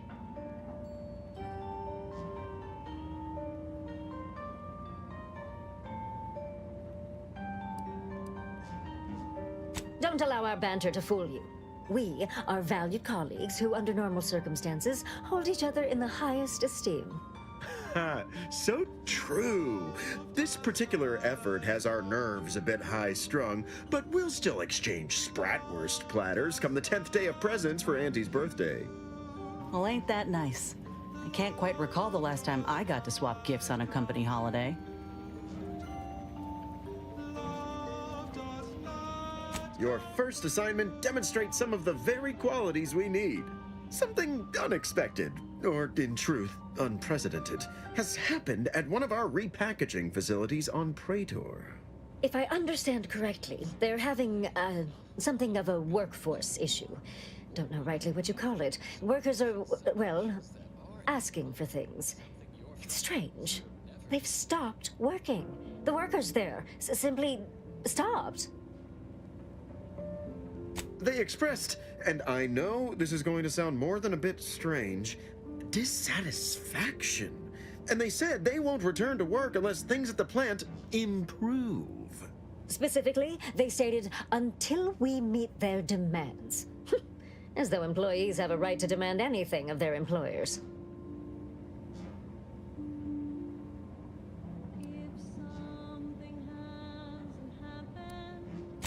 Marvelous! Knew you could. Though do use caution. We don't know what sort of virus or brainwashing might have infected their minds.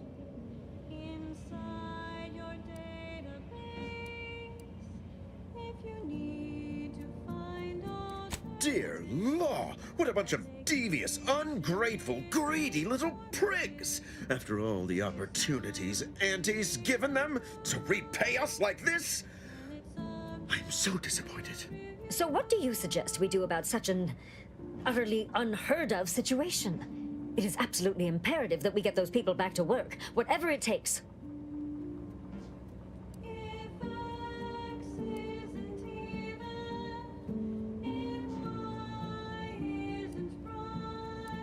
Negotiate. As in, give in to some of their demands. Won't that set a terrible precedent for others? No, Ursula, it won't, because we won't be the ones doing it. That is exactly why we've hired you as my brand new perturbation ameliorator. You'll solve the problem for us, and we will retain absolute deniability.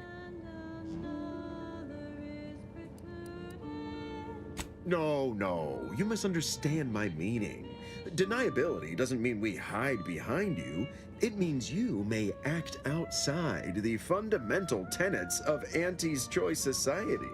But you, who are not officially an Auntie's Choice employee, can do whatever you want. Anyone asks about our involvement, and we can disavow it.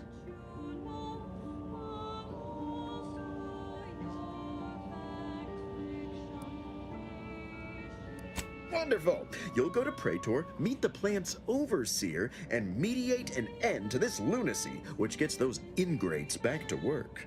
I have zero doubt Auntie and I will be completely impressed by your efforts. Unless you disappoint, in which case I will disavow that statement.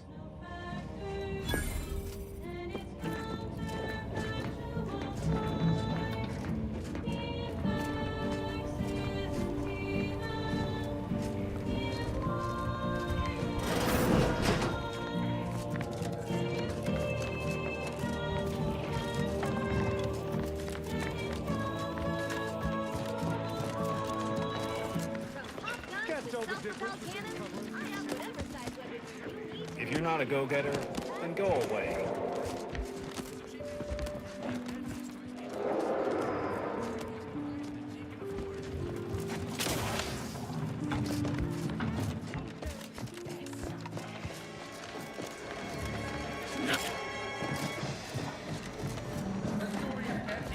The recipe of our exclusive cocktail is our most close.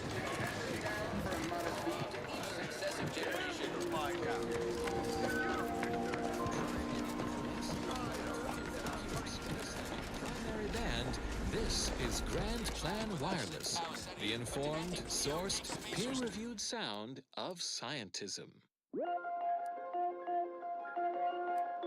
Colleagues, we are living in astounding yet increasingly difficult times. One need look no further than the Rift intensification event. It is no great leap to hypothesize the Rifts present an extinction-level threat. How fascinating. And worth noting how our Arcadian cohabitators view this energetic phenomenon. The incursive bit brokers in Auntie's Choice perceive the rifts as an exploitable resource once someone figures out how to stabilize them. No great cognitive feat to deduce that someone is us. Meanwhile, those chronic underthinkers in the Protectorate are taking their textbook propagandized approach, outwardly heralding the rifts as a portent of their vaunted paradigm, while no doubt inwardly seeking their own means to mitigate their peril. This is not idle speculation.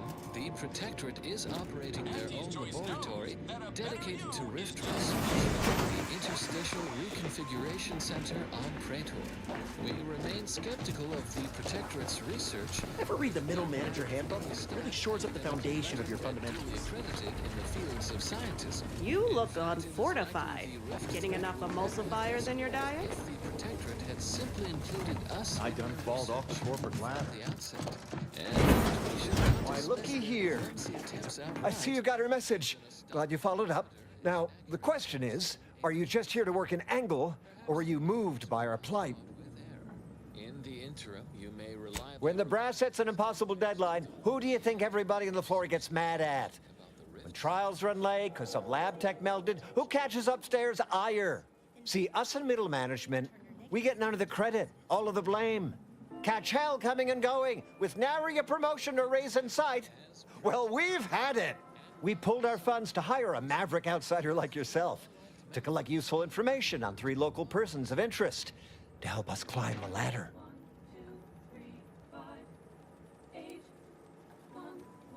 See? Can't say no to that.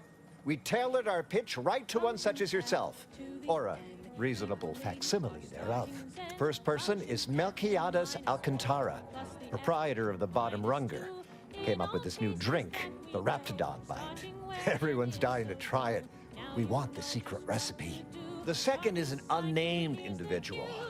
Shows up at the Esplanade every day with a mop and an armed escort. What's his story? What does he know? And why is he always waving at everybody? And smiling, too. Head back here when you're done with them two.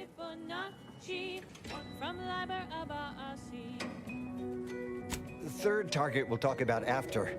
Sort of a controversial figure around here. Consider him a concern for later. Anything else?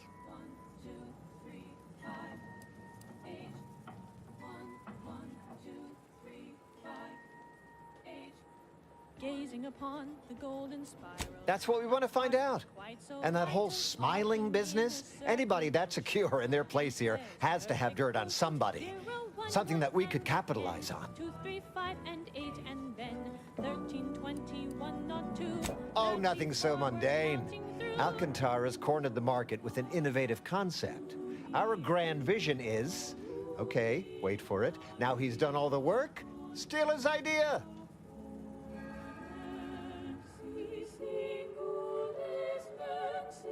Wonderful, wonderful. Let me just say that we're all so looking forward to working with you. We can't wait to benefit from the fruit of your efforts. See everybody? Things are looking up already. Upper middle management, here we come.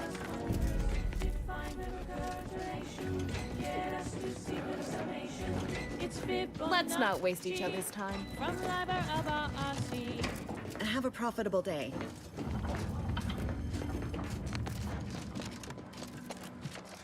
The Fibonacci is taken. I'll have you know my panhandling license is completely up to date. 1, 2, 3, 5, 8, 13, 21, 34, 55, 89, 1, 44, and so on and so forth. Better you is just 3 pills and an ointment away.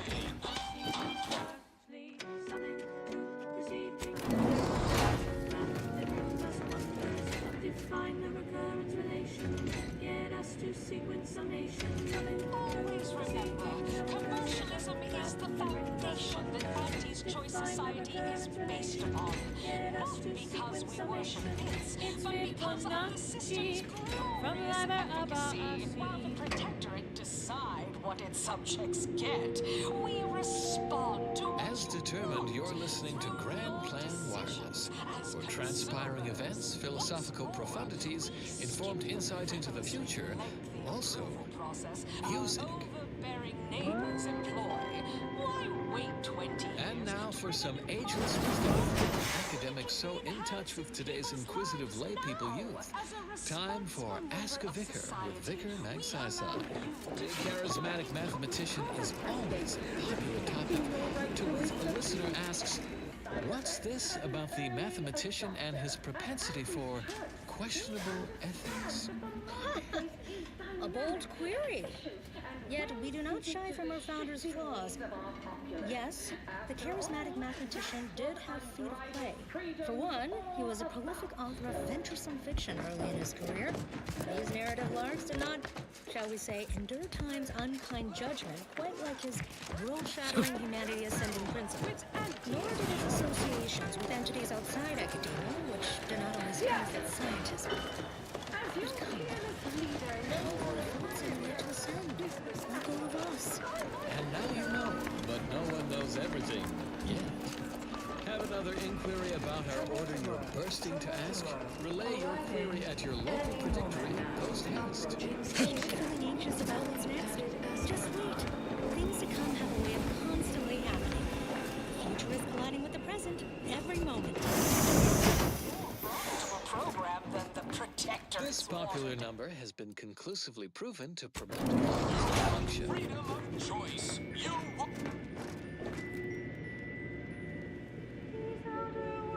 Always remember, commercialism is the foundation that Auntie's Choice Society is based upon. Not because we worship bits, but because of the system's glorious efficacy. While the Protectorate decide what its subjects get, we respond to what you want through your decisions as consumers. What's more, we skip the frivolously lengthy approval process. Our only very name is employed. We'll wait 20 years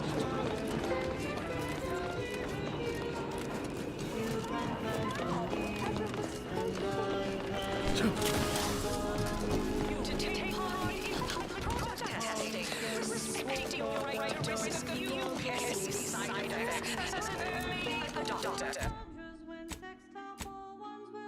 You taught me scientific ways, even Sears did not foresee. Two heavenly bodies never had rest, shot by fluids to 100 degrees.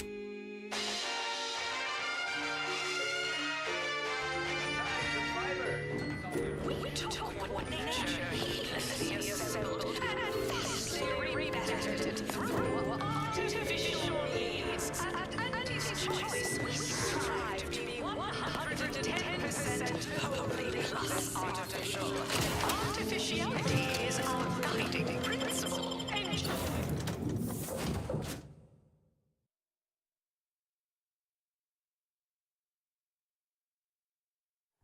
That scientism's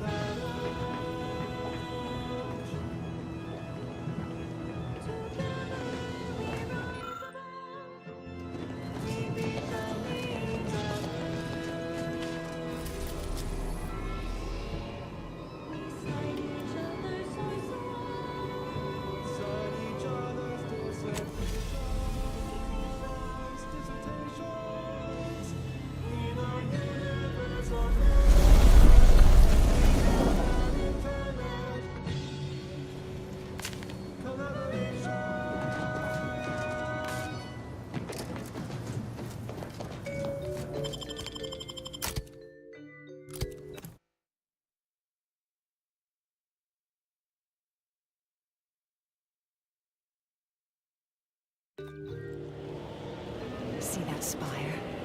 That's the archive right there. The archive.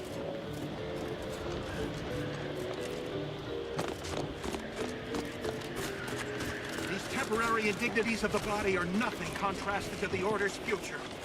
Keep those eyes open, soldiers. Cordial thrust by T-Ram.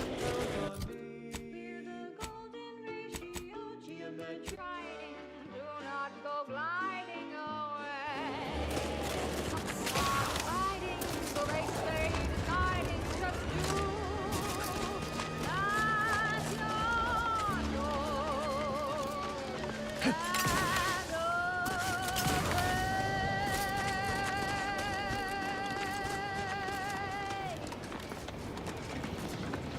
And now, the latest word on Superior Protectorate products. For subjects of the Protectorate, every meal is a splendiferous feast that's delightfully delicious, nourishing. I wouldn't give for a big bowl of... Got something that needs doing, Commander? Represents the finest food, our idyllic culture. If you say so. Sovereign's Chosen Arcadian Tenderloin.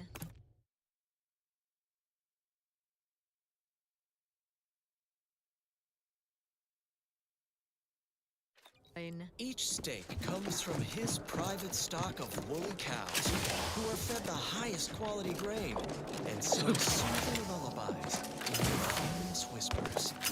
Prepared by the Sovereign's personal butchers and chefs. In other societies, such a savory gastronomical marvel would only be available to so-called upper-class folk. But, not here in the Protectorate. Here, a superior way of life is shared by all. Sovereign's Chosen Arcadian Tenderloin. Fit for the Sovereign. Made for his chosen. You! Well, that was thoroughly enriched watching. Let's continue. Next up, music to invigorate your mind, so you can serve the greater good at a brisk pace with a true adherence zeal. I always find I work best when undistracted. Now, how might we be of use to one another? I scarcely take time to engage in idle conversation, but perhaps this will be illuminating in some fashion.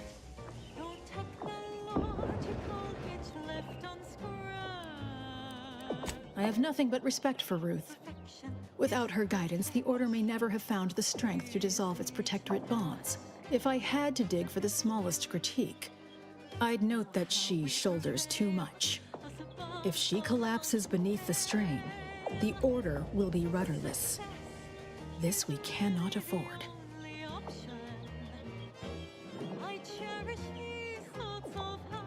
Specifically, a phlogistinated firearm, capable of tunneling through reinforced armor. Broadly, weaponry, research, anything capable of giving our exemplars an edge. Great. I was just thinking, I'd love for a stranger to come along and patronize me so I could blindly hand them experimental Order technology.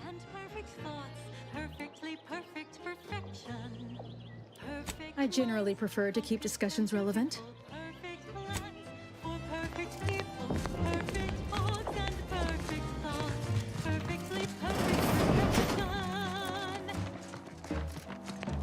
No admittance without the Artificer Laureate's permission.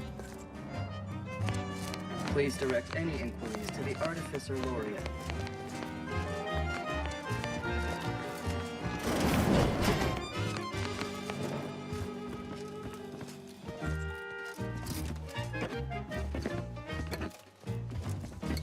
It's incredible, the Automex and us. How they aid us and never make a fuss. Our colony is astounding. Outsiders find it confounding. How our perfection is perfect is not. And now, the latest word on superior protectorate products. Fulfilling your protectorate duty shouldn't get in the way of 3 nourishful meals a day. Seek instant sustenance with Prestige Borstloaf. Only the purest natural ingredients, congealed into an appealing loaf shape. So it's ready to eat, with or without heat. Prestige Borstloaf. It's contentment in a can. Intriguing items engagingly described. What's up next? The following song was composed, performed, and recorded under the explicit... The Chamber of Conflict Evaluation and Strategic Planning is currently off limits to non-essential Order personnel.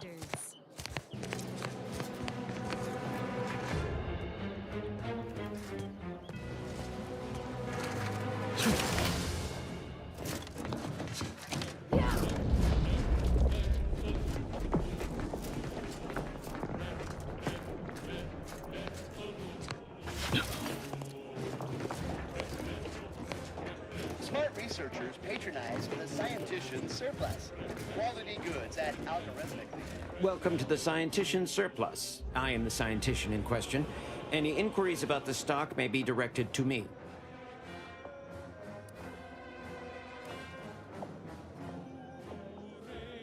Either you intend to buy or you intend to go without. It would be unethical for me to interfere with your decision-making process. It's there in the name, surplus. Please peruse with discernment.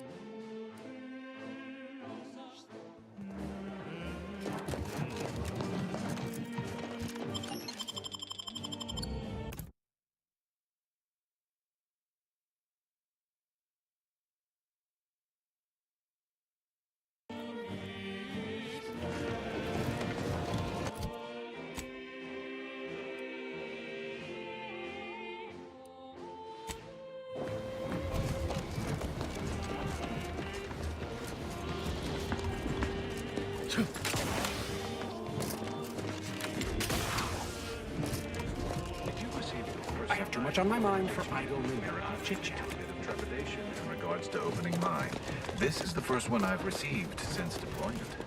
Honestly, Use caution as you progress. There's been reports of a first class. I'll handle this.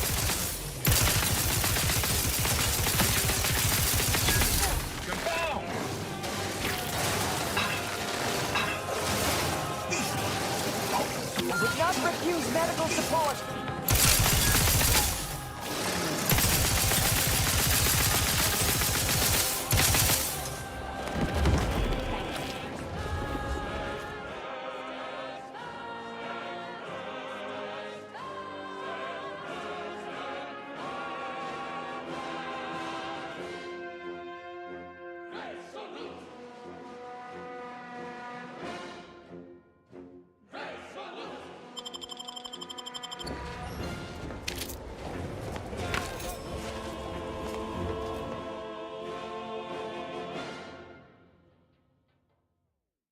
This is Protectorate-sanctioned wireless. Social guidance and approved messaging, punctuated by acceptable music. My dear neighbors, if I have one wish, it would be for our sovereign to bestow his wisdom at this very moment. And lo, my wish comes true. Time for another golden bestowment. Cherished subjects, permit me this opportunity to celebrate those who does not get the attention he deserves. You know him as Consul Emery Thoreau, trusted counselor to myself and my illustrious father before me. The Consul is a paragon of wisdom and strength. And yet, when one serves as the hammer of justice, all the world must seem an aim. He believes you, Soldier, please assess your pain on a variable scale of 1 to 100. With 1 being entirely pain-free and 100 being... You know, you strike Sorry me to as cut you someone off, with a but I'm very encumbered small with body various of published concerns work. of the existential variety. His flaws, of course, for none who lack the matriarch's blood can match her You okay? sagacity. Seem off by a few decimal points. And impeccable service. Now you know all you need to know, so on we go. Another beauteous melody granted by the grace of the sovereign. It's incredible the things that we have done. How the paradigm is perfect for everyone. Our progress is unmatched.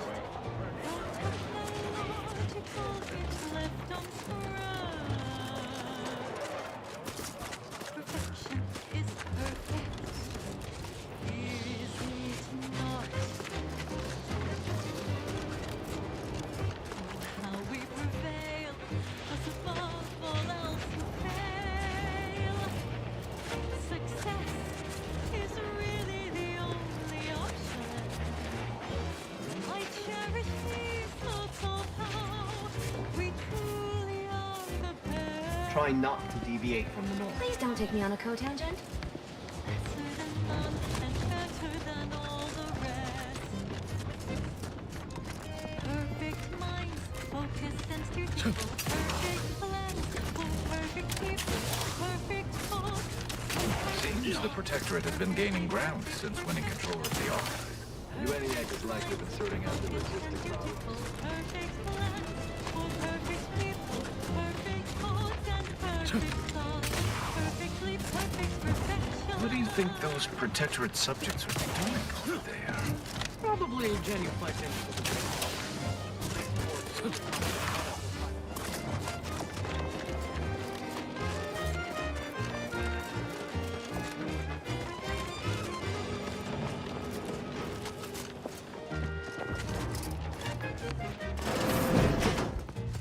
I have many solutions, but none for your problems. Try to look at this. How they aid us and never make a fuss. Our calling is astounding. Outsiders find it confounding. Our perfection is perfect. Is it not?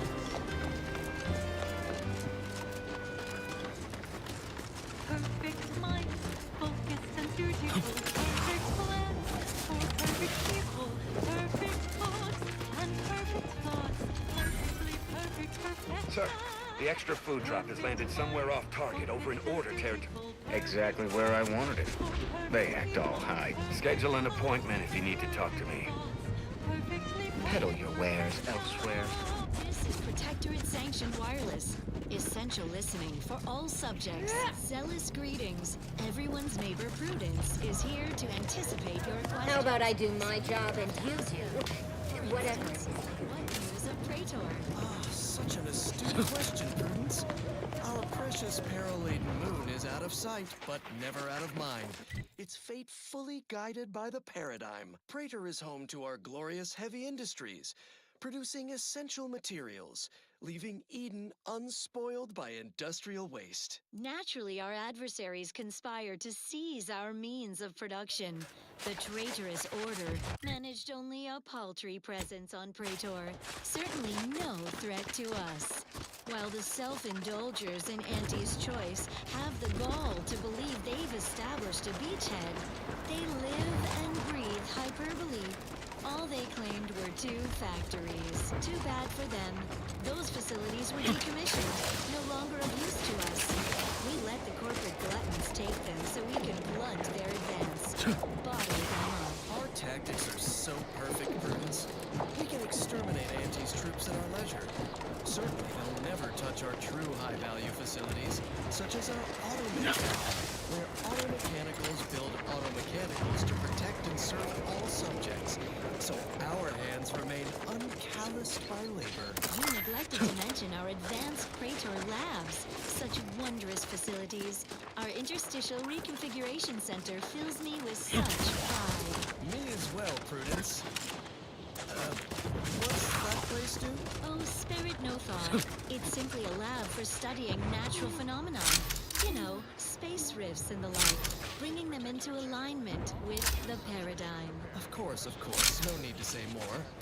Our society remains perfect, bountiful, without care or want.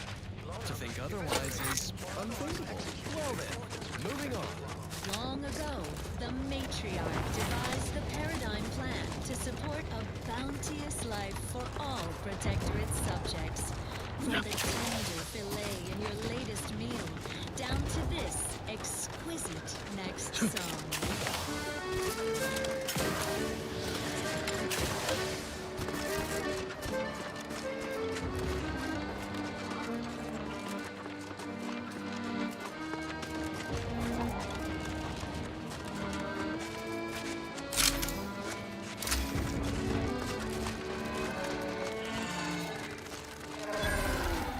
Reason's path is off limits. Unwelcome guests will be ushered from existence promptly and without further ado. Resorting to violence. Go for torpification. First, it was Auntie's Choice, then the Protectorate. After that, some damned target analyzed.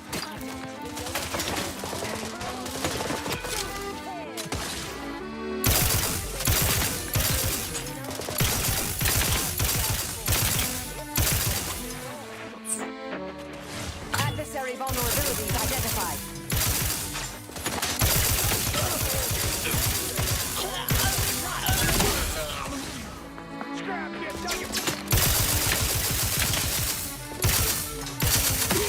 Back in scan.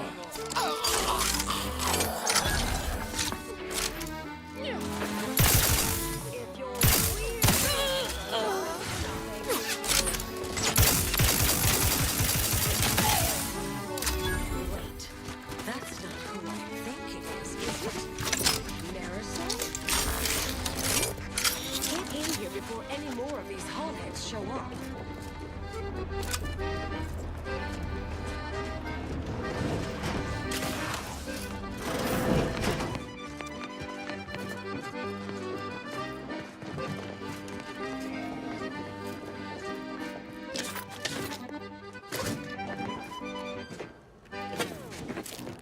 Now let's admire these commendable comestibles. Got a spark bug in your bonnet? Don't think. Drink. tribute liqueur blankets the mind with soothing numbness you'll feel from load to load.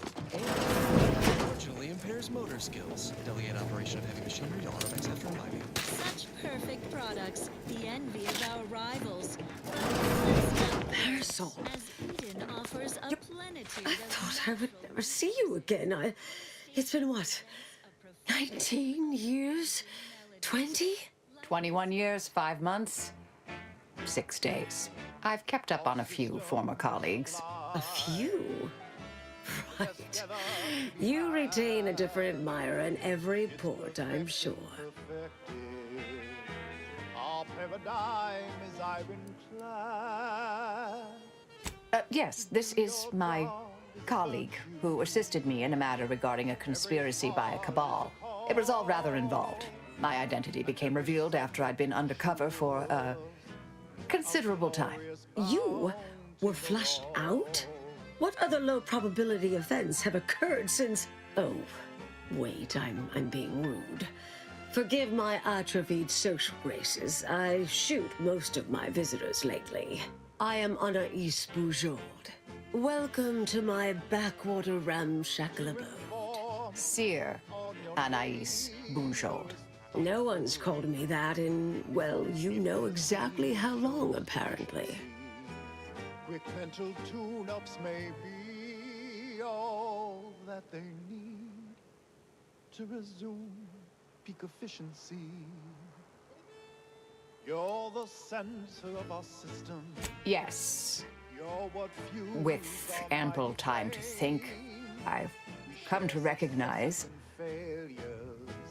I made an error. Really? That is, an unprecedented statement for you. But do go ahead, I'm listening. The last 20 years, the Order needlessly, heedlessly stumbled. First, Antes invaded, then the Protectorate. We lost the Archive. Twice. Had your work continued, I believe we'd have remained closer to our true path. If I had ignored the Council's command. It was a mistake. I miscalculated. If not for you, I'd be dead right now. And you were right to shut me down. My research was dangerous. A serious threat to the entire universe. I know this for certain now. I've run the numbers. Repeatedly. A simple people so whole to be right and unbreakable. Hold on. Did you? That is our You continued your research. On your own. I calculated what might occur if my work was completed. And there is a troublingly high, statistically significant chance of things ending. Everything ending. side by side.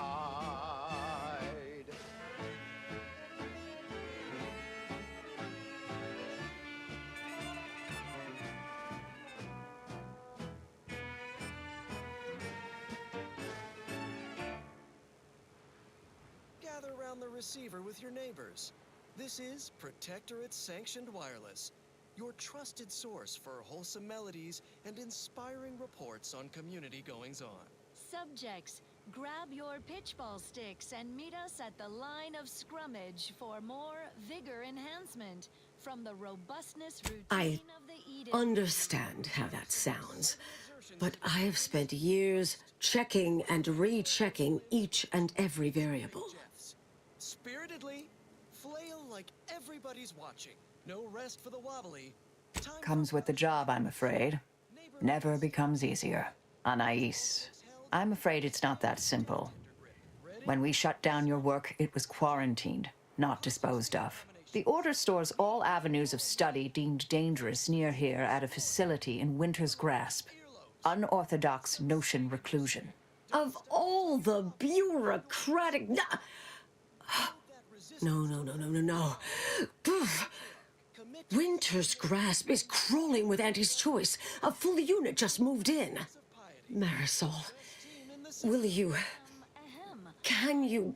You're asking me to infiltrate a covert installation to destroy something that could likely end the universe. Been years since anyone said something like that to me. Of course. Fellows, stay clear of the penalty bucket. Now, on to other matters. More music. I might need a little time to ready this place for unwelcome guests. Wouldn't take long. No, you should stay here. We'll take care of this.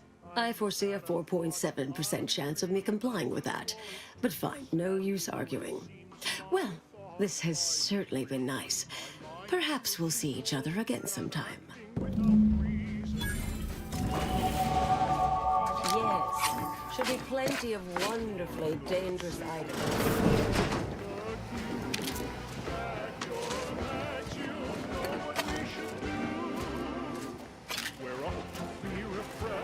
So mentally refreshed and worry-free as one big family.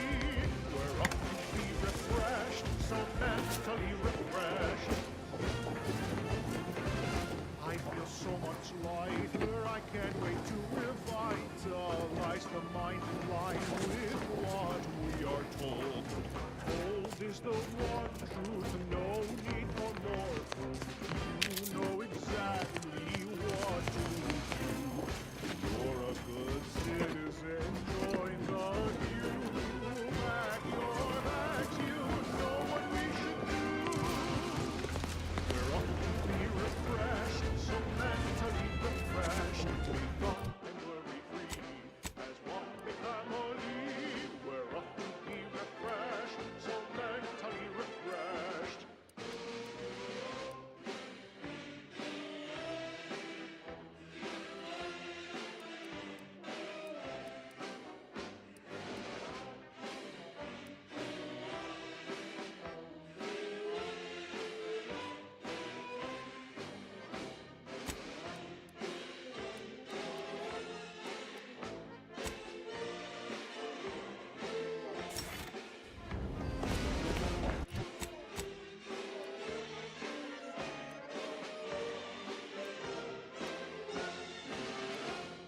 Stomping out ideas, reporting on your views. Support the sovereign vision, no need for your decision.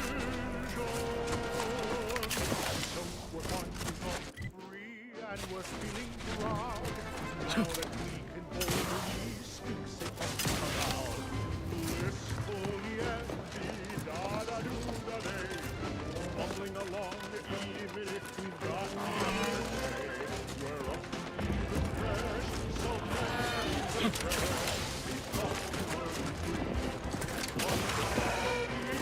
We're up to be refreshed, so mentally refreshed. We're up to be refreshed, so mentally refreshed. We thought we were free as one big family.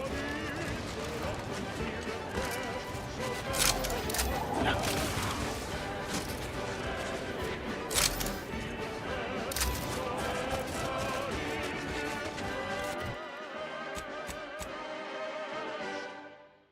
refreshed.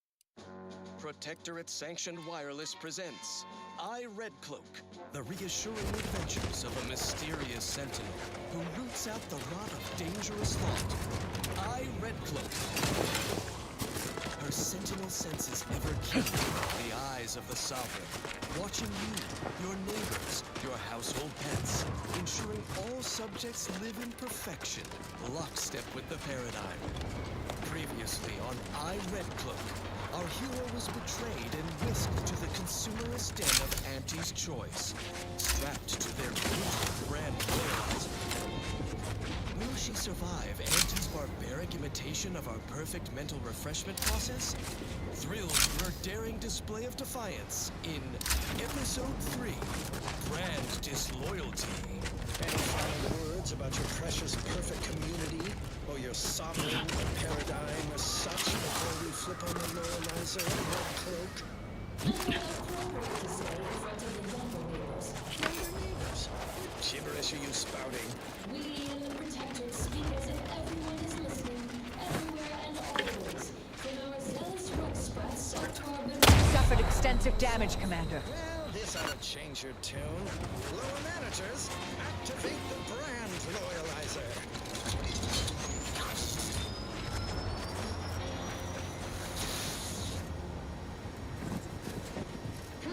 It's awful quiet in there. Shouldn't Red Cloak be screaming? I feel like she should be screaming. The machine is operational, right? Are you asking me? The loyalizer should be interposing your motivationators, churning up your base emotions, resurfacing deep-rooted inadequacies. It should be smarting something fierce right now. Whatever you say. Increase the loyalizer setting to 510%.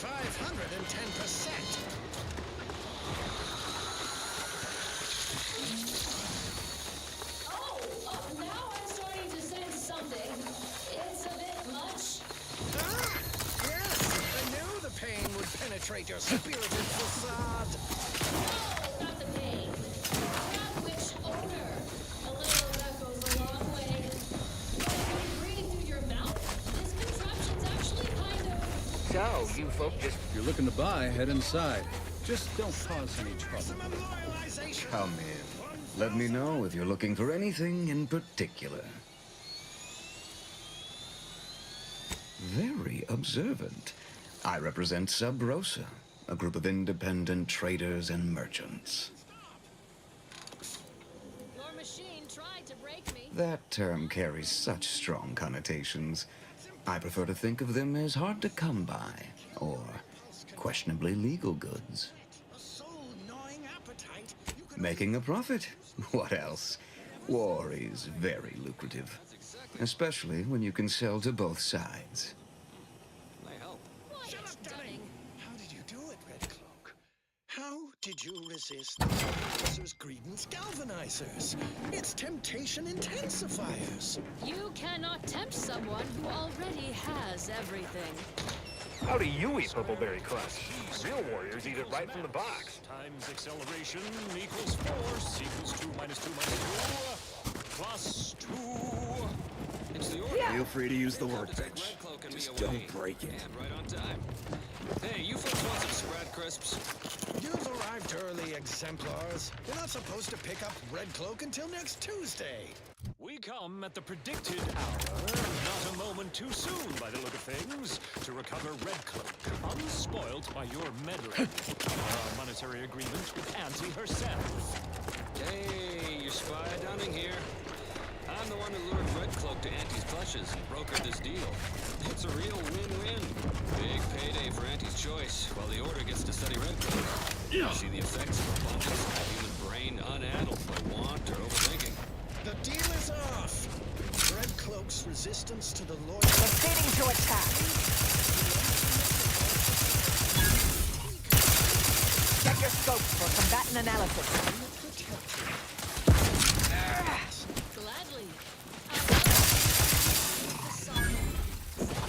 Neighbors and Auntie's choice. You'll try to limit further damage, Commander.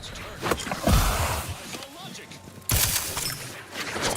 A squared plus B squared equals mass times acceleration equals force equals 2 minus 2 minus 2. Target analyzed. Lay down fire.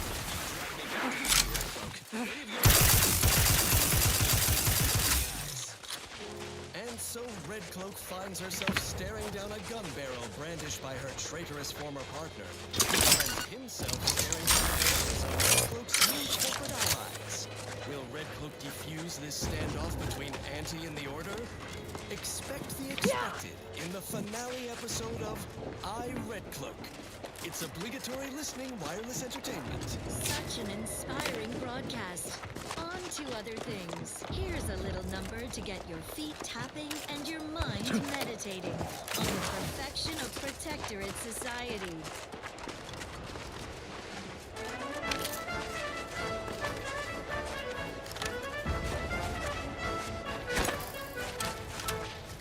Ratcheting up my aggression.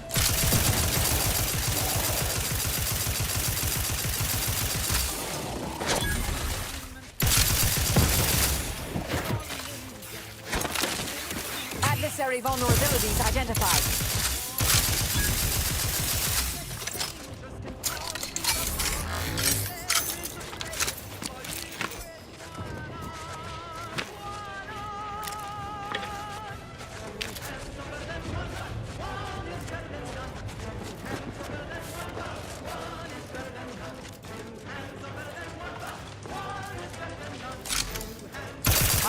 These are to have a fix on their weaknesses.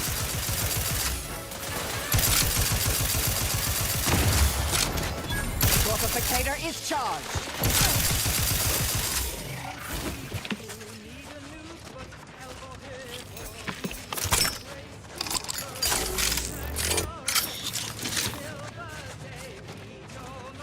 Vitals critical.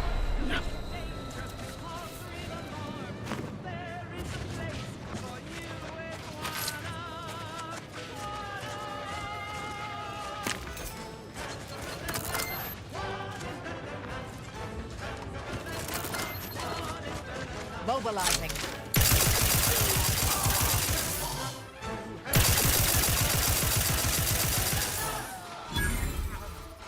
Combatant scanned.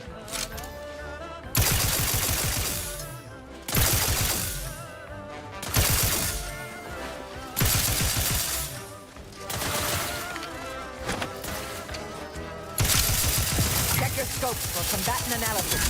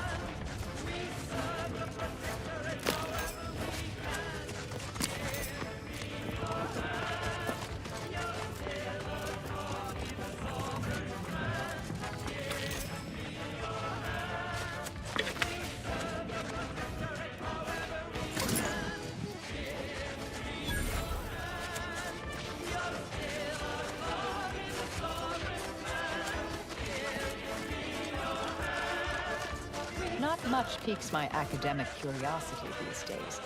This facility certainly appears intriguing.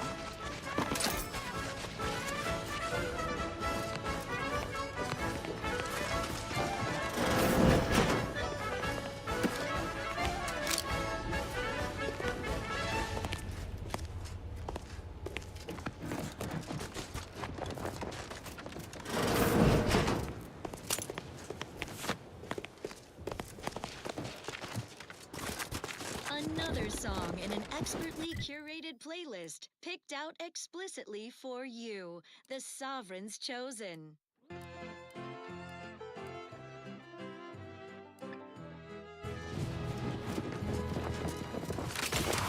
Every day I am giving all myself. Proceeding to attack. I know this Adversary vulnerabilities identified. for you. Sovereign deserves all your love.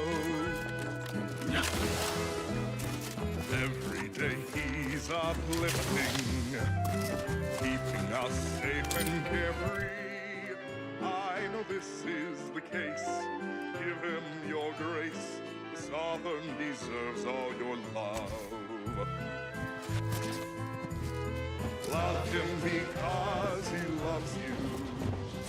Love him, believe you must do. I want for nothing, come what may. I scope my devotion, have not gone astray.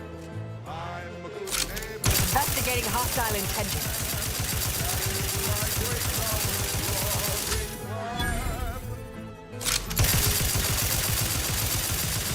I have a fix on their weaknesses.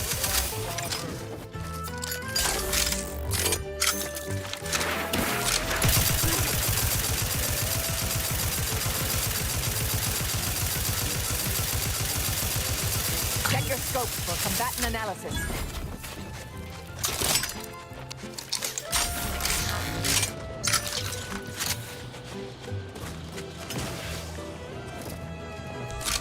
I'll handle this. Combatant scan. My heart.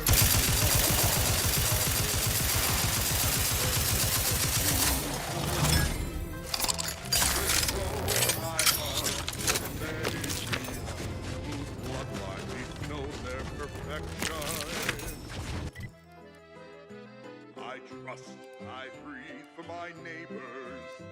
I hate.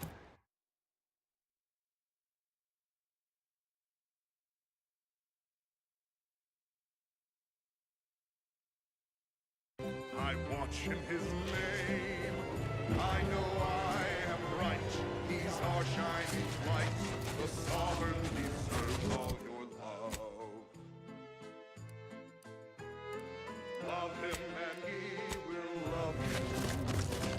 Love him, that's all we must do. Vitals are in the red, Commander.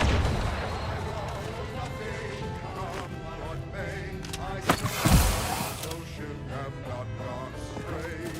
I'm a good neighbor, I do all I can.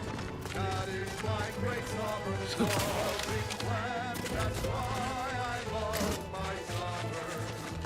That's why I love my sovereign. That's why I love my sovereign.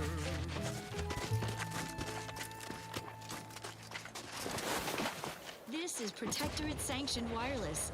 Essential listening for all subjects. Special update. Just a kindly reminder that Spirton on Cloister remains firmly under Protectorate control, held by our most spirited subjects. This vital base is at the Archive's doorstep.